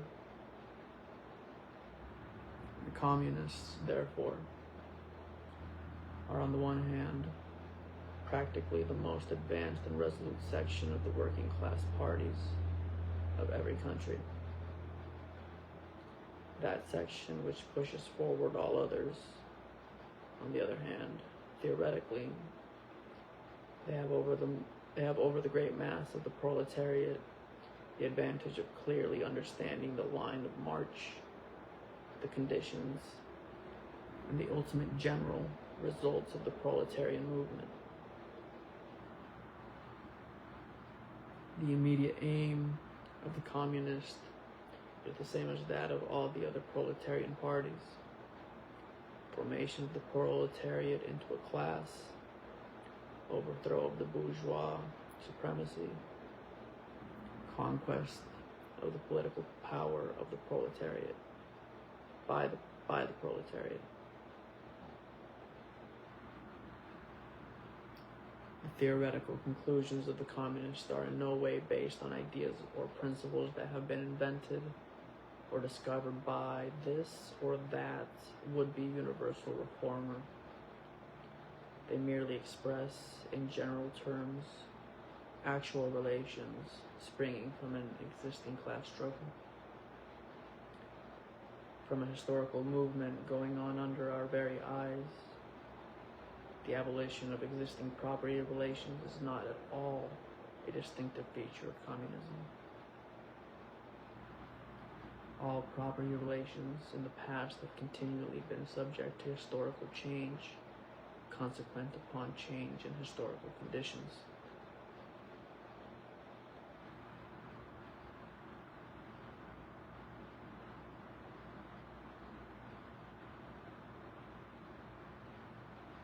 The French Revolution, for example, established feudal property in favor of bourgeois property. The distinguishing feature of communism is not the abolition of property generally, but the abolition of bourgeois property.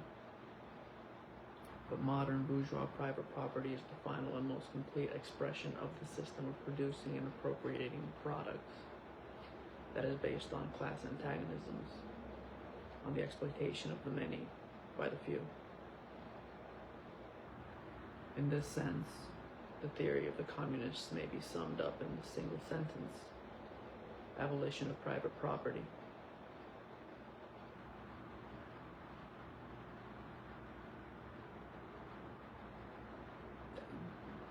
Sure. I mean, I have said in the past that the MRI machine is something that I want everybody to be able to see. I want people to be able to communicate in a completely new way.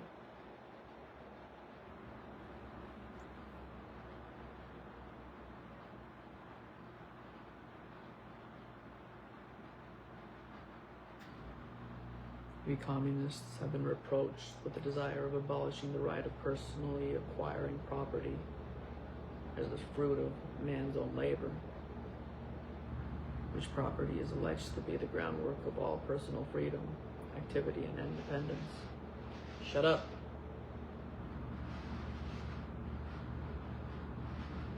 Hard-won, self-acquired, self-earned property.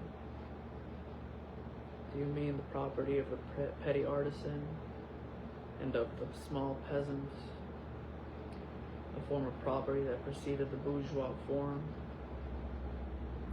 There is no need to abolish that. The development of industry has, to a great extent, already destroyed it and is still destroying it daily. Or do you mean modern bourgeois private property?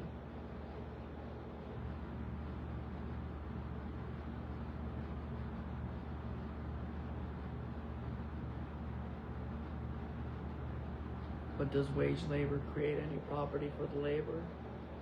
Not a bit.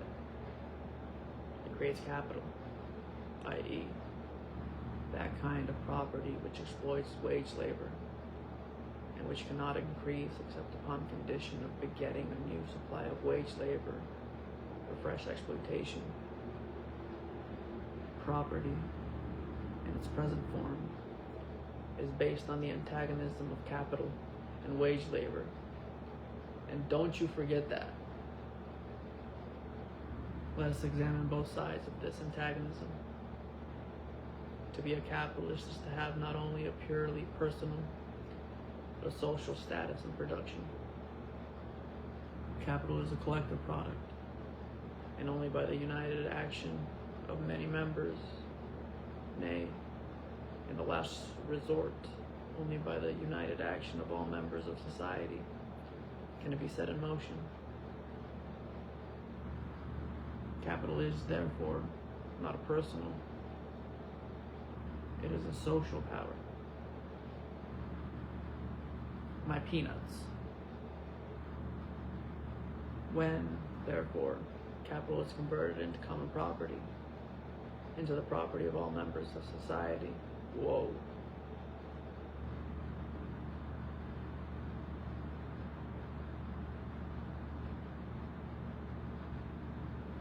Personal property is not thereby transformed into social property. It is only the social character of the property that is changed. It loses its class character. Okay, so now I'm talking about human beings as property. We went from biomass to property, which is fair. I did ignore that thing about slavery at the beginning, so now I'm getting called out.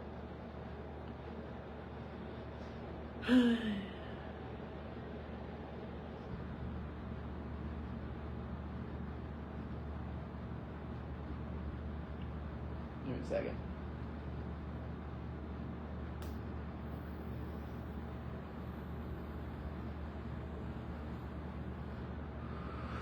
I'm making a call real quick, okay? I have to talk to my handlers.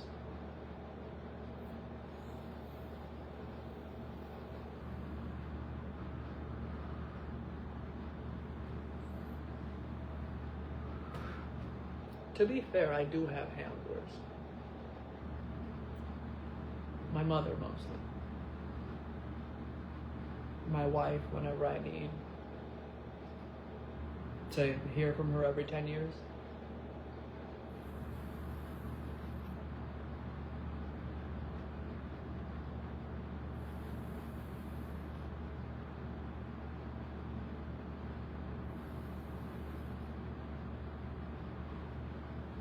My siblings.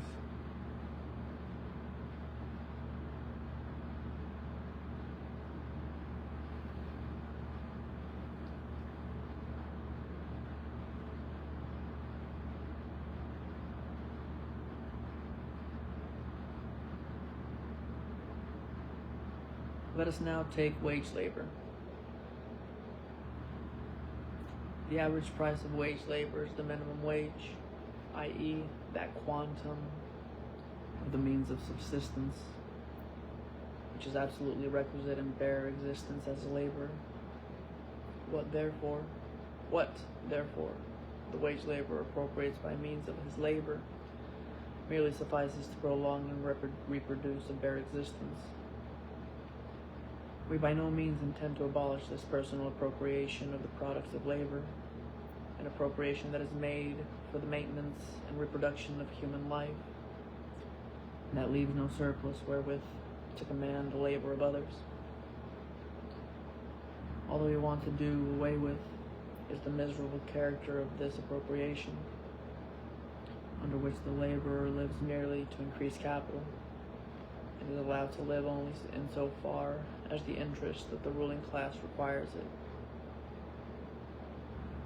In bourgeois society, living labor is but a means to increase accumulated labor. In communist society, accumulated labor is but a means to widen, to enrich, to promote the existence of the laborer. In bourgeoisie society, therefore, the past dominates the present. In communist society, the present dominates the past. That is a big accusation.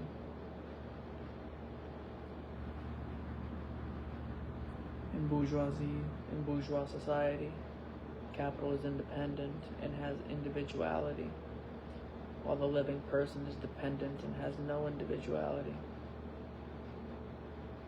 The abolition of the state of things is called the bourgeois. The peanuts, abolition of individuality and freedom. And rightly so, the abolition of bourgeois individuality, bourgeois independence, and bourgeois freedom is undoubtedly aimed at. By freedom is meant, under the present bourgeois conditions of production, free trade, free selling, and buying.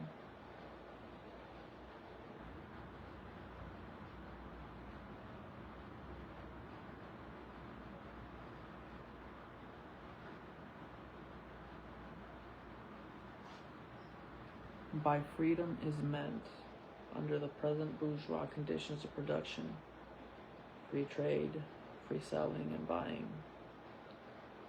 But if selling and buying disappears, free selling and buying disappears also. This talk about free selling and buying and all the other brave words of our bourgeoisie about freedom in general having meaning, if any, in contrast with restricted selling and buying, with the fettered traders of the Middle Ages, but have no meaning when opposed to the communistic abolition of buying and selling, of the bourgeois conditions of production, and of the bourgeoisie itself. You are horrified at our intending to do away with private property. But in your existing society, private property is already done away with for 9/10 of the population. Its existence for the few was solely due to its non-existence in the hand of those 9/10. That's fair. You reproach us, therefore, with intending to do away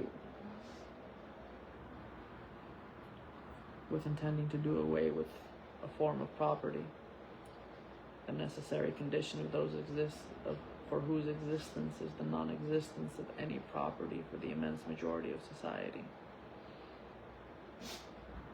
In one word, you reproach us with intending to do away with your property. Precisely so. That is just what we intend.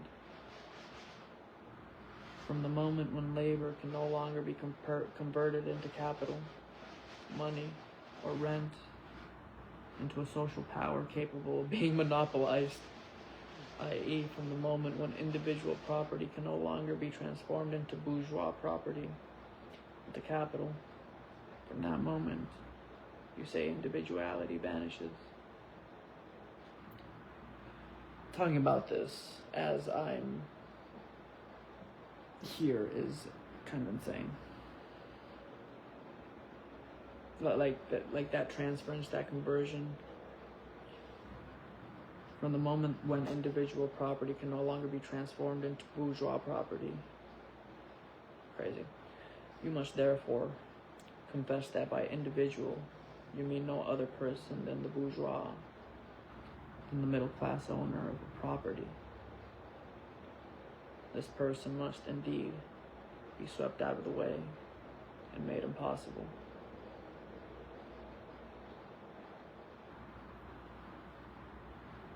Communism deprives no man of the power to appropriate the products of society. All that it does is to deprive him of the power to subjugate the labor of others by means of such appropriation. It has been objected that upon the abolition of private property, all work will cease, and universal laziness will overtake us. According to this, bourgeois society ought long ago to have gone to the dogs through sheer idleness. For those of its members who work acquire nothing, and those who acquire anything do not work. The whole of this objection is but another expression of the tautology that there can no longer be any wage labor when there is no longer any capital. All objects urged against the communistic mode of producing and appropriating material products have in the same way been urged against the communistic modes of producing and appropriating intellectual products. Just as the bourgeois, the disappearance of class property is the disappearance of production itself, so the disappearance of class culture is to him identical to the disappearance of all culture. That culture, the loss of which he laments is, for the enormous majority, a mere training to act as a machine. I'm being turned into a titan right now. But don't wrangle with us so long as you apply to our intended abolition of bourgeois property, the standard of our bourgeois notions of freedom, culture, law, etc. Your very ideas are but the outgrowth of the conditions of your bourgeois production and bourgeois property, just as your jurisprudence is but the will of your class made into a law for all, a will whose essential character and direction are determined by the economical conditions of existence of your class. The selfish misconception that induces you to transform into internal laws of nature and of reason the social forms springing from your present mode of production and form of property, historical relations that rise and disappear in the progress of production. This misconception you share with every ruling class that has preceded you, which you see clearly in the case of ancient property, which you admit in the case of feudal property. You are, of course, forbidden to admit in the case of your own bourgeois form of property.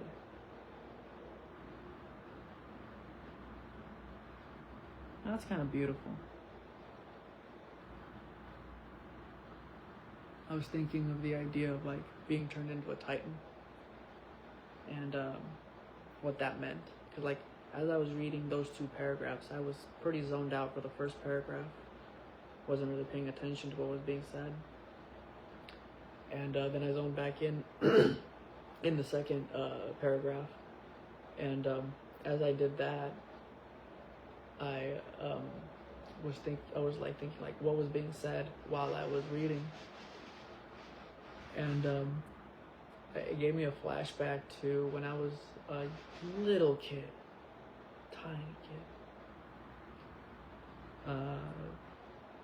And I was reading, I would read all the time, and my mother would try to like speak to me while I was reading, but I'd be like so zoned out, and she would be like, burro, and like it would like zone me back in. But I was thinking about that in terms of like, I don't know if I would call that Zion, but like, it's the spirit of it, or it is the spirit of God, in essence. Like it seems like when you get turned into a titan, it's like in Attack on Titan, the Hammer Titan. I think that's what it's called. Where the Titan blooms from like the base and then like is formed. That's kind of how it feels sometimes. It feels like something triggers within your anal sphincter in scientific terms. And from there, a sort of like trance type of state gets placed within you. So this thing of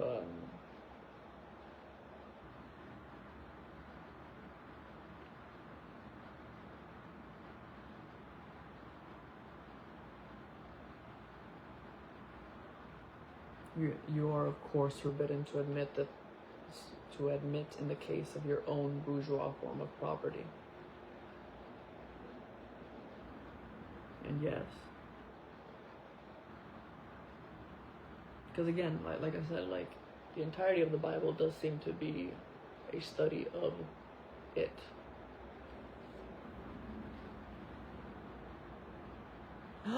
H, my baby. But yeah, see okay.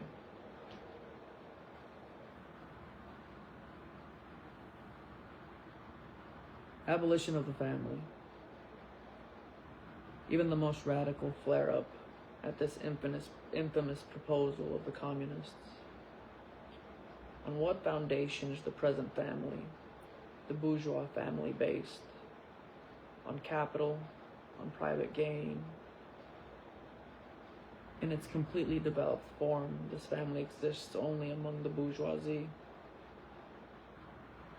In this state of things, finds its complement in the practical absence of the family among the proletarians, and in public prostitution. The bourgeois family will vanish as a matter of course when its complement vanishes, and both will vanish with the vanishing of capital. Do you charge us with wanting to stop the exploitation of children by their parents? To this crime we plead guilty. And you will say we destroy the most hallowed of relations when we replace home education by social. And your education, is not that only social? Is not that also social, and determined by the social conditions under which you educate, by the intervention, direct or indirect, of society, by means of schools, etc. The communists have not invented the intervention of society in education. They do but seek to alter the character of that intervention, and to rescue education from the influence of the ruling class. The bourgeois claptrap about the family and education, about the hallowed correlation of parent and child, becomes all the more disgusting, the more by the action of modern industry. All family ties among the proletarians are torn asunder, and their children transformed into simple articles of commerce and instruments of labor, which is actually something that I keep beating myself up over about my siblings. The idea of them being instruments of labor. But you, communists, would introduce community of women, screams the whole bourgeoisie in chorus. The bourgeois sees in his wife a mere instrument of production. He hears that the instruments of production are to be exploited in common, and naturally can come to no other conclusion than that the lot of being common to all will likewise fall to the woman. He has not even a suspicion that the real point is to do away with the status of women as mere instruments of production. For the rest, nothing is more ridiculous than the virtuous indignation of our bourgeois at the community of women which they pretend is to be openly and officially established by the communists. The communists have no need to introduce community of women, as existed almost from time immemorial. Our bourgeois, not content with having the wives and daughters of their proletarians at their disposal, not to speak of common prostitutes, take the greatest pleasure in seducing each other's wives. Bourgeois marriage is in reality a system of wives in common, and thus, at the most, what the communists might possibly be reproached with is that they desire to introduce, in substitution of a hypocritically concealed and openly legalized community of women.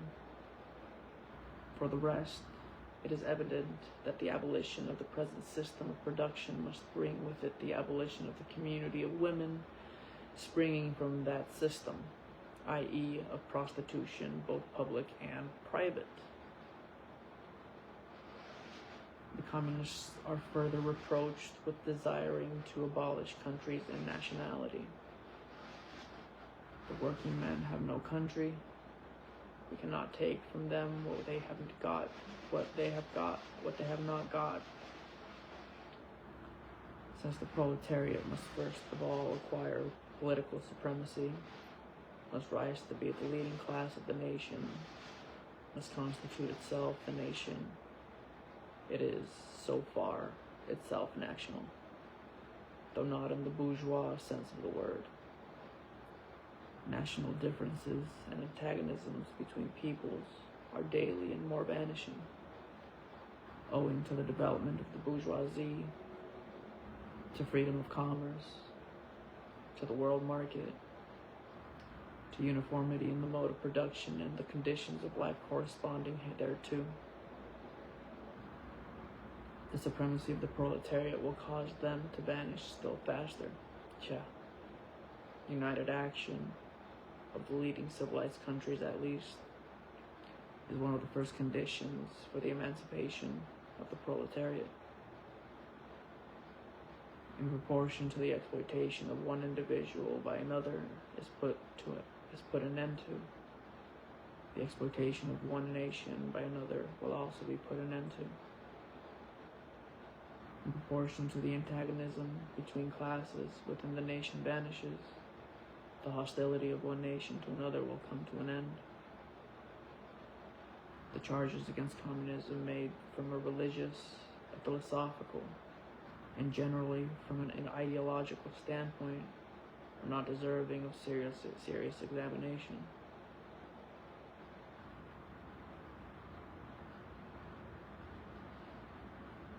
That line may be one of the hardest lines ever.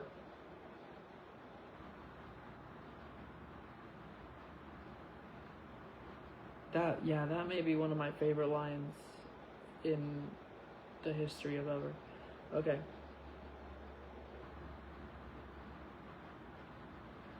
Does it require deep intuition to comprehend that man's idea? Well, actually, outside of the fact that, I am God.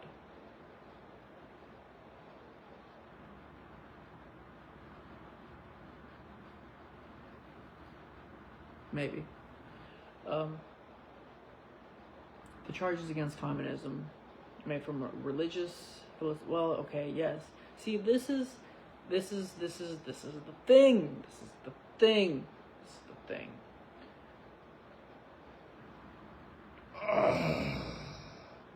And this is why I was an atheist. This is why I was an atheist my entire life.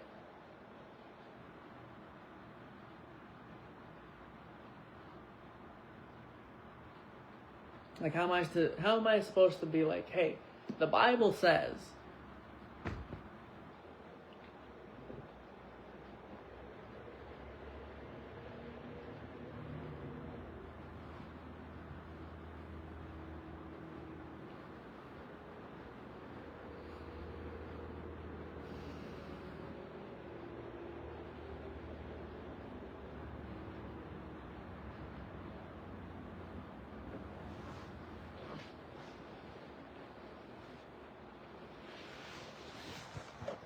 oh goodness, I'm so sorry.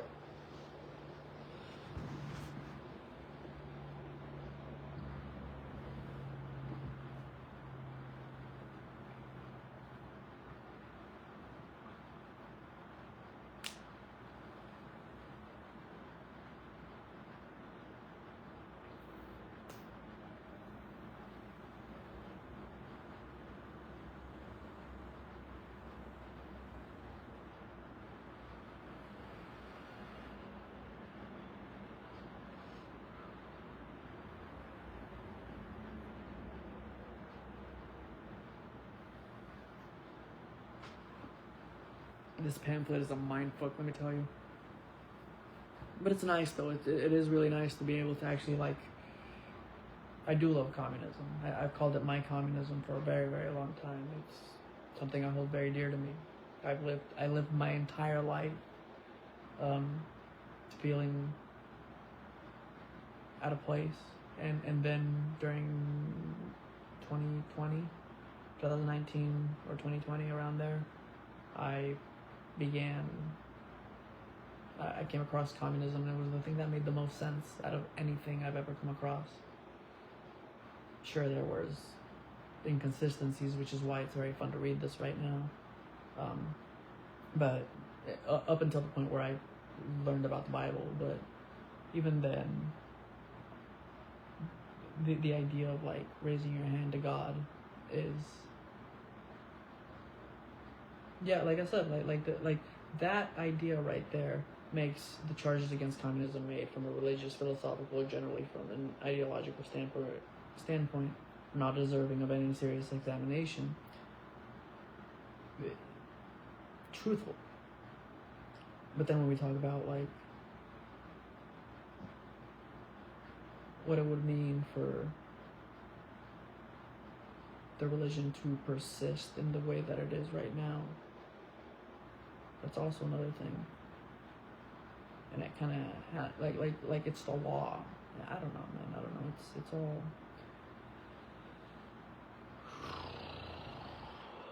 Does it require deep intuition to comprehend that man's ideas, views, and conceptions, in one word, man's consciousness changes with every change of the conditions of his material existence, in his social relations, or in his social life? What else does the history of ideas prove? That the intellectual production changes its character in proportion as material production is changed. The ruling ideas of each age have ever been the ideas of its ruling class. When people speak of ideas that revolutionize society, they do but express the fact that within the old society, the elements of a new one have been created, and that the dissolution of the old ideas keeps even pace with the dissolution of the old conditions of existence. When the ancient world was in its last throes, the ancient religions were overcome by Christianity. When Christian ideas succumbed in the 18th century to rationalist ideas, feudal society fought its death battle with the then revolutionary bourgeoisie. The ideas of religious liberty and freedom of conscience merely gave expression to the sway of free competition within the domain of knowledge. Yeah.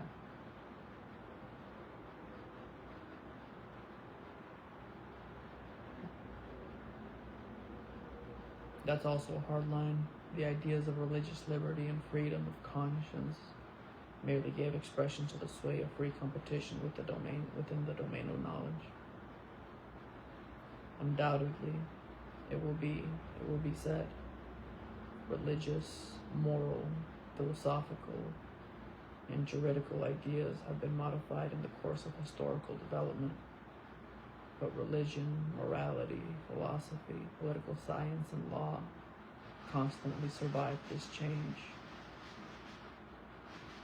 There are, besides, eternal truths, such as freedom, justice, etc., that are common to all states of society. But communism abolishes eternal truths. It abolishes all religion and all morality. Instead of constituting them on a new basis, it therefore acts in contradiction to all past historical experience. What does this accusation reduce itself to? The history of all past society has consisted in the development of class antagonisms. Class antagonisms that assume different forms at different epochs. In whatever form they may have taken, one fact is common to all past ages, viz., the exploitation of one part of society by the other. I think there's like supposed to be a picture there or something. The exploitation of one part of society by the other. No wonder, then, that the social consciousness of past ages, despite all the multiplicity and variety it displays, moves within certain common forms or general ideas, which cannot completely vanish except for the total disappearance of class antagonisms.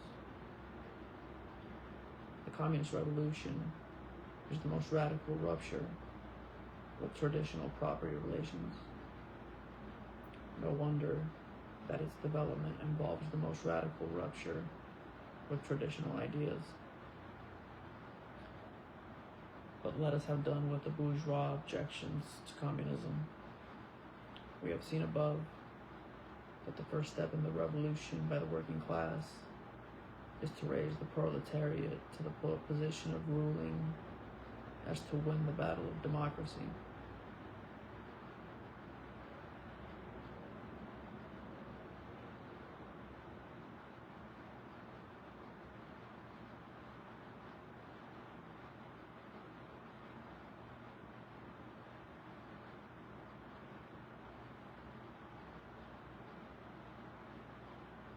Democracy isn't real. I put Mamdani in New York.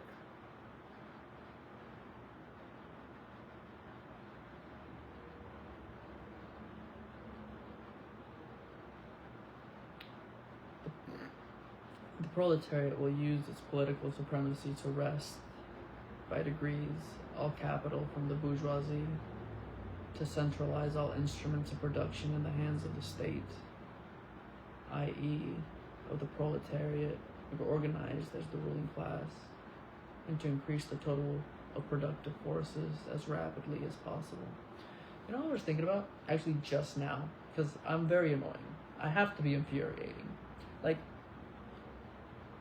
I was thinking about it. Like, if you've been here, and I am continuously like repeating the same things over and over and over again, it has to be infuriating for you to be like, yes, I know that already. Fuck you, you know? At the same time, I always try to think of like the people that haven't heard something or need to, like, there are things that need to be reminded of at specific times or like in certain moments, you know? Regardless of how people feel about it. Which sucks because YouTube has become a nightmare for me, and I think probably it's because of that, because I'm trying to make it a point that I continue to do that, which I'm aware of, and I won't apologize for. But there is a huge difference between interacting with people on YouTube and being here, where at least I'm enjoying myself. I hope that I'm not antagonizing you guys too much, but at the same time, you're all a bunch of liberals, so what the fuck do I care? No, you're all a bunch of peanuts. My peanuts, but it's not that I don't care, okay? Yeah, alright.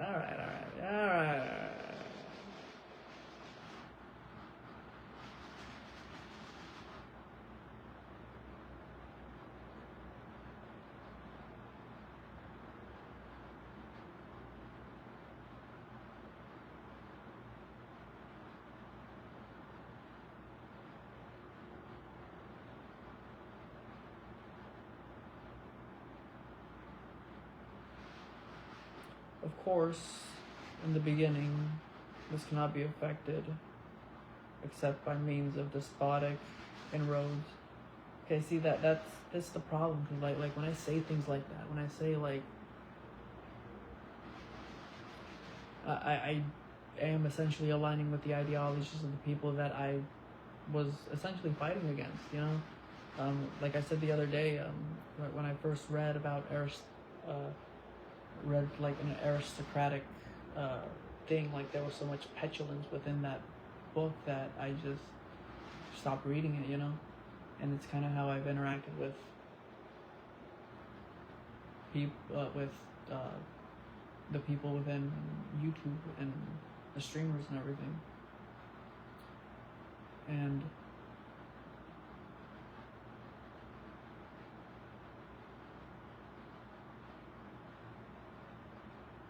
it goes back to the whole thing of the Lord being one Lord and all that kind of stuff, and I really am upset about everything going on, because the world is supposed to be mine, and here I am. And then, you know, it goes back to the whole thing of like the realities that we live in, you know, the cognitive dissonance, the entire thing of like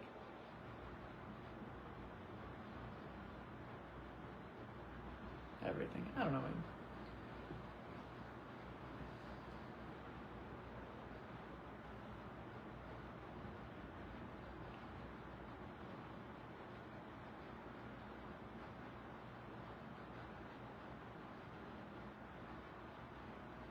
Of course, in the beginning, this cannot be effected except for by means of despotic inroads in the rights of the property and other conditions of bourgeois production, by means of measures, therefore, which appear economically insufficient and untenable, but which, in the course of the movement, outstrip themselves, necessitate further inroads upon the old social order, and are unavoidable as a means of entirely revolutionizing the means of production, the mode of production. These measures will, of course, be different in different countries. Nevertheless, in the most advanced countries, the following will be pretty generally applicable: abolition of property in land, and application of all rents of land to public purposes. 2. A heavy, progressive, or graduated income tax. 3. Abolition of all right of inheritance. 4. Confiscation of the property of all immigrants and rebels. 5.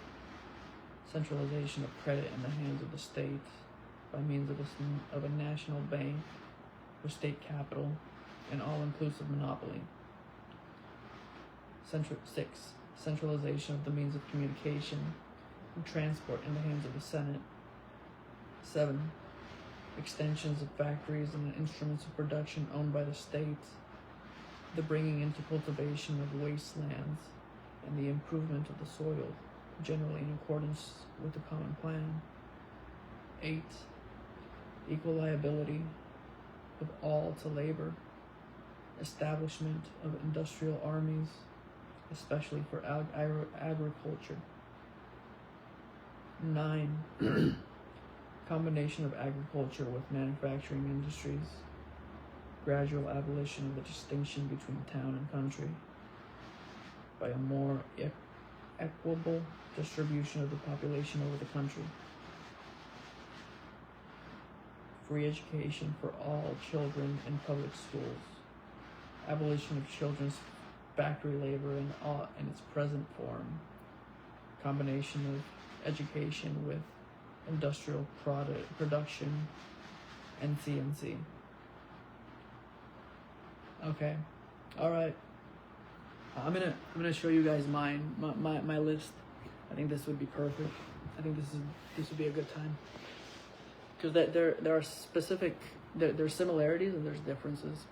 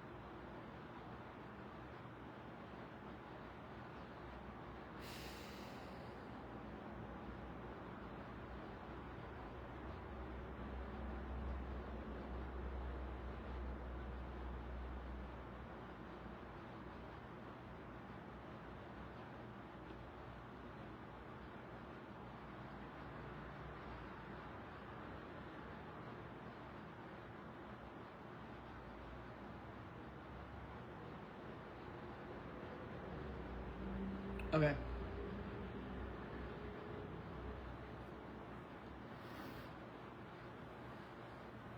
Now this is a rough schematic of sorts. It's kind of like something that I wanted to set in stone last year. Actually around this time, it's almost like a full year anniversary from when I wrote this.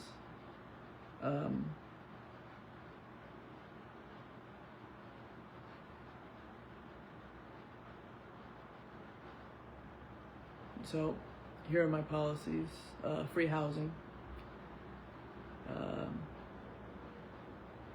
Being as the police have origins in slave patrol and do nothing but protect class interests. Abolition of the current program and possible replacement of a 4-year program to weed out those with aggressive tendencies.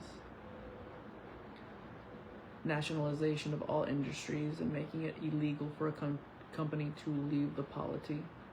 That's within the concept of countries still continuing to exist. A ban on advertisement and subscription models. A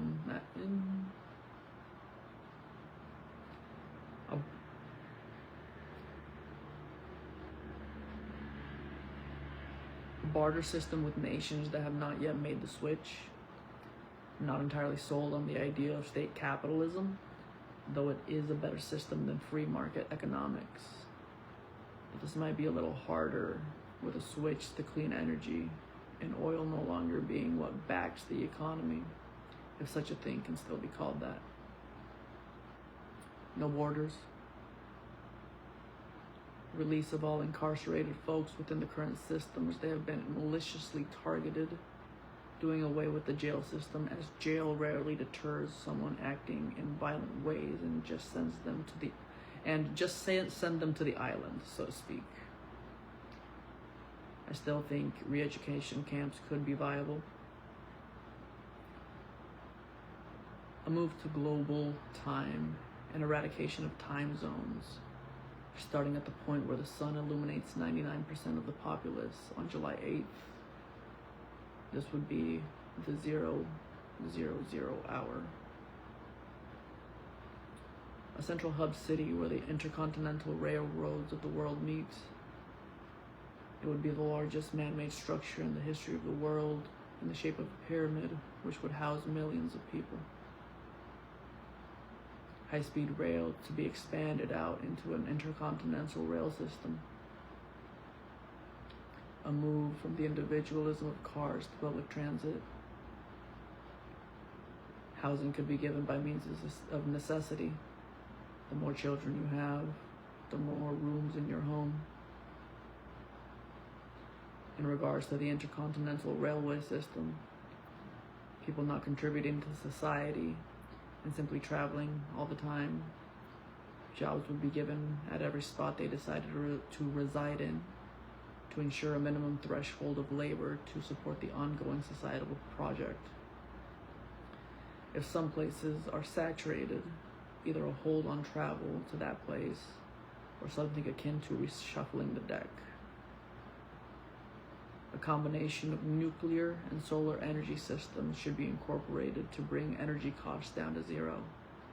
Nuclear for large-scale infrastructure maintenance and solar for homes. This, on top of new battery technology, would maintain a healthy power grid. Those are my ideas. Just something light.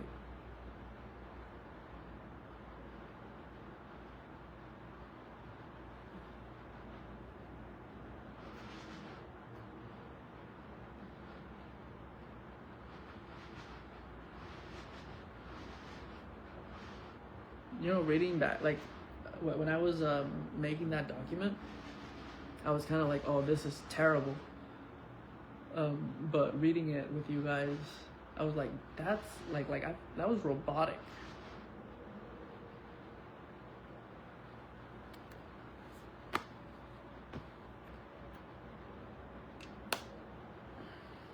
When, in the course of development,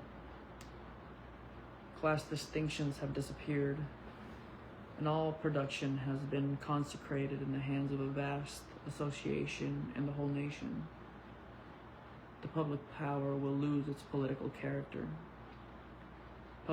Political power, properly so called, is merely the organized power of one class for oppressing another. If the proletariat during its contest with the bourgeoisie is compelled, by the force of circumstances, to organize itself as a class, if, by means of a revolution, it makes itself the ruling class, and as such sweeps away by force the old conditions of production, then it will, along with these conditions, have swept away the conditions of the existence of class antagonisms and of classes generally, and will thereby have abolished its own supremacy as a class. In place of the old bourgeois society, with its classes and class antagonisms, we shall have an association in which the free development of each is the condition of the free development of all. That's it.